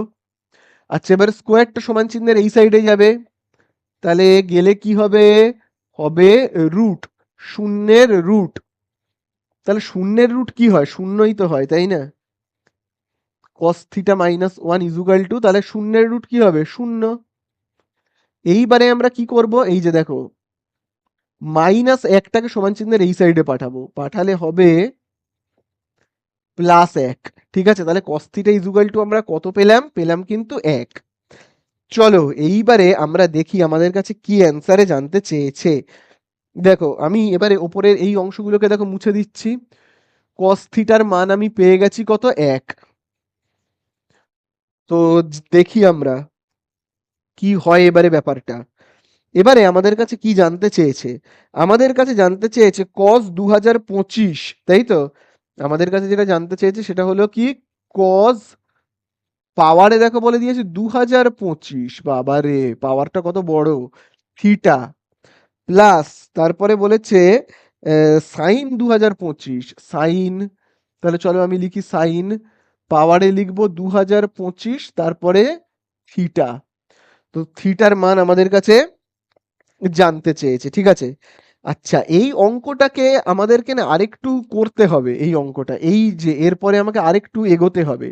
সেটা হলো দেখো cos থিটা যেমন আছে আছে, তোমরা বলো 1 cos কত ডিগ্রির মান, দেখো আমি কজের মানই কেন জানতে চাইছি, কারণ এখানে কজ আছে বলে। কজ কত ডিগ্রির মান হয় বলো তো? এক। মনে রাখবে কজ 0 ডিগ্রির মান হয় এক, তাই জন্য আমি একের নিচে কি লিখলাম? Cos 0 degree. আচ্ছা এবার এদিক থেকে দেখো আমি কজ আর কজ কাটলাম, তাহলে থিটা ইজুকাল টু কত থাকছে? 0 ডিগ্রি। বোঝা গেল? তাহলে চলো এবারে খুব ভালো করে দেখবে। দেখো এখানে কস থিটার জায়গায় আমি কত বসাবো? কস থিটার জায়গায় কস থিটার মান দেখো আমরা কত পেয়েছি, এই যে দেখো কস থিটার মান আমরা পেয়েছি কিন্তু এক। তাহলে আমি বসাবো এক। পাওয়ারে দেখো কত রয়েছে? রয়েছে কিন্তু 2025 প্লাস আবার দেখো রয়েছে সাইন, তারপরে দেখো রয়েছে থিটা। তাহলে সাইন থিটা মানে কি? সাইন থিটা মানে হলো, আমি যদি দেখো লিখি সাইন, এখানে দেখো আমি পাওয়ারে লিখছি 2000 পাবো 25, থিটার জায়গাতে কত বসাবো? থিটা মানে কত? 0 ডিগ্রি। থিটা মানে কত? 0 ডিগ্রি। তাহলে একের পাওয়ার যাই থাকুক না কেন তার অ্যান্সার কত হয়? এক। আর দেখো সাইন 0 ডিগ্রির মান কত হয়? হয় কিন্তু 0। তাহলে এক আর শূন্যকে আমরা যোগ করলে কত পাবো? এক। বোঝা গেল? তাহলে দেখো সাইন 0 ডিগ্রির মান কত হয়? 0। আর 0-র মাথায় যদি এটা বসেও থাকে তাও বা কি লাভ? যদি বসে থাকেও, 0-র মাথায় যদি এটা বসে থাকে তাও তো সেই কি হবে? 0ই তো হবে। তাহলে এক আর শূন্য যোগ করলে কত হবে? এক হবে। বোঝা গেল? তো দেখো এবারে আমরা করব কতর দাগ? 12-র দাগেরটা। 12-র দাগেরটা একটা রাশি বিজ্ঞানের অঙ্ক। দেখো কি কি বলে দিয়েছে আমাদের অঙ্কের মধ্যে বলে দিয়েছে ইউ আই সমান সমান, দেখবে কি কি বলে দিয়েছে দেখো। আমাদের কাছে ইউ আই সেটা ইজুকাল টু বলে দিয়েছে এক্স আই মাইনাস, দেখবে বলে দিয়েছে 35/10, তাই তো? তারপরে আমাদের কাছে এক্স বার, ঠিক আছে, মানে গড়টা কত জানতে চাইছে, এই গড়ের মানটা কত আমাদের কাছে জানতে চাইছে। আচ্ছা গড় বের করবার সূত্র কি তোমরা জানবে? গড় মানে যেটাকে আমরা এক্স বার দিয়ে চিহ্নিত করি, সেটা বের করবার সূত্র হলো A plus H into summation F I, তারপরে F I U I divided by F I, এইটা হলো সূত্র। তাহলে এই হলো আমাদের সূত্র। এবারে আমাদের এইখান থেকে কি বের করতে হবে? আমরা এ মানে কি জানি না, এইচ মানে কি এগুলো আমরা কিচ্ছু জানি না। তাহলে এগুলো আমাদের আগে জানতে হবে।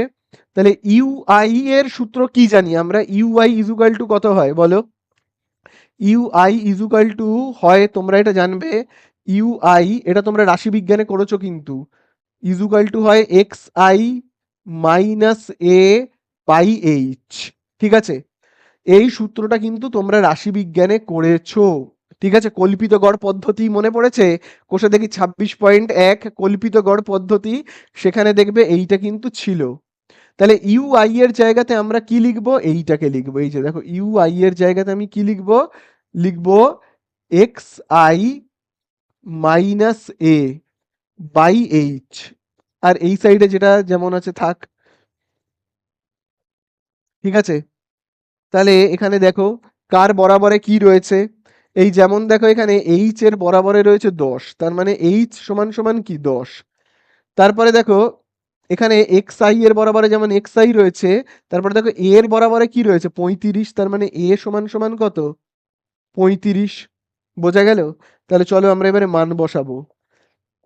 এক্স বার যেমন আছে আছে, এ এর জায়গাতে কত বসাবো? এ মানে আমরা কত পেয়েছি? 35 প্লাস এইচ এর জায়গাতে কত বসাবো? এইচ মানে হলো 10, 10 বসাবো ইনটু এই যে F I UI submission F I UI, তার মানও কিন্তু বইয়ের মধ্যে দেওয়া আছে। দেখবে কত দেওয়া রয়েছে? 30। কত দেওয়া রয়েছে? 30। তাহলে দেখো আমি এর নিচে এখানে কত লিখবো? 30। আর এফ আই এর মান দেখবে দেওয়া রয়েছে 6। এফ আই এর মান দেওয়া রয়েছে 6, তাহলে 6 কে 6, 6 দিয়ে 30কে ভাগ করলে কত? 5। তাহলে আমি এবার এই সাইডটায় করি জায়গা কম বলে, 35 যেমন আছে আছে প্লাস এই যে দেখো 10 ইন্টু 5 কত হবে? 10 ইন্টু 5 50। তাহলে গড় কত হচ্ছে? গড় হচ্ছে 35 আর 50 যোগ করলে 85। তাহলে এই তো আমাদের হয়ে গেল অঙ্ক শেষ। खत्म। Bye bye tata good bye.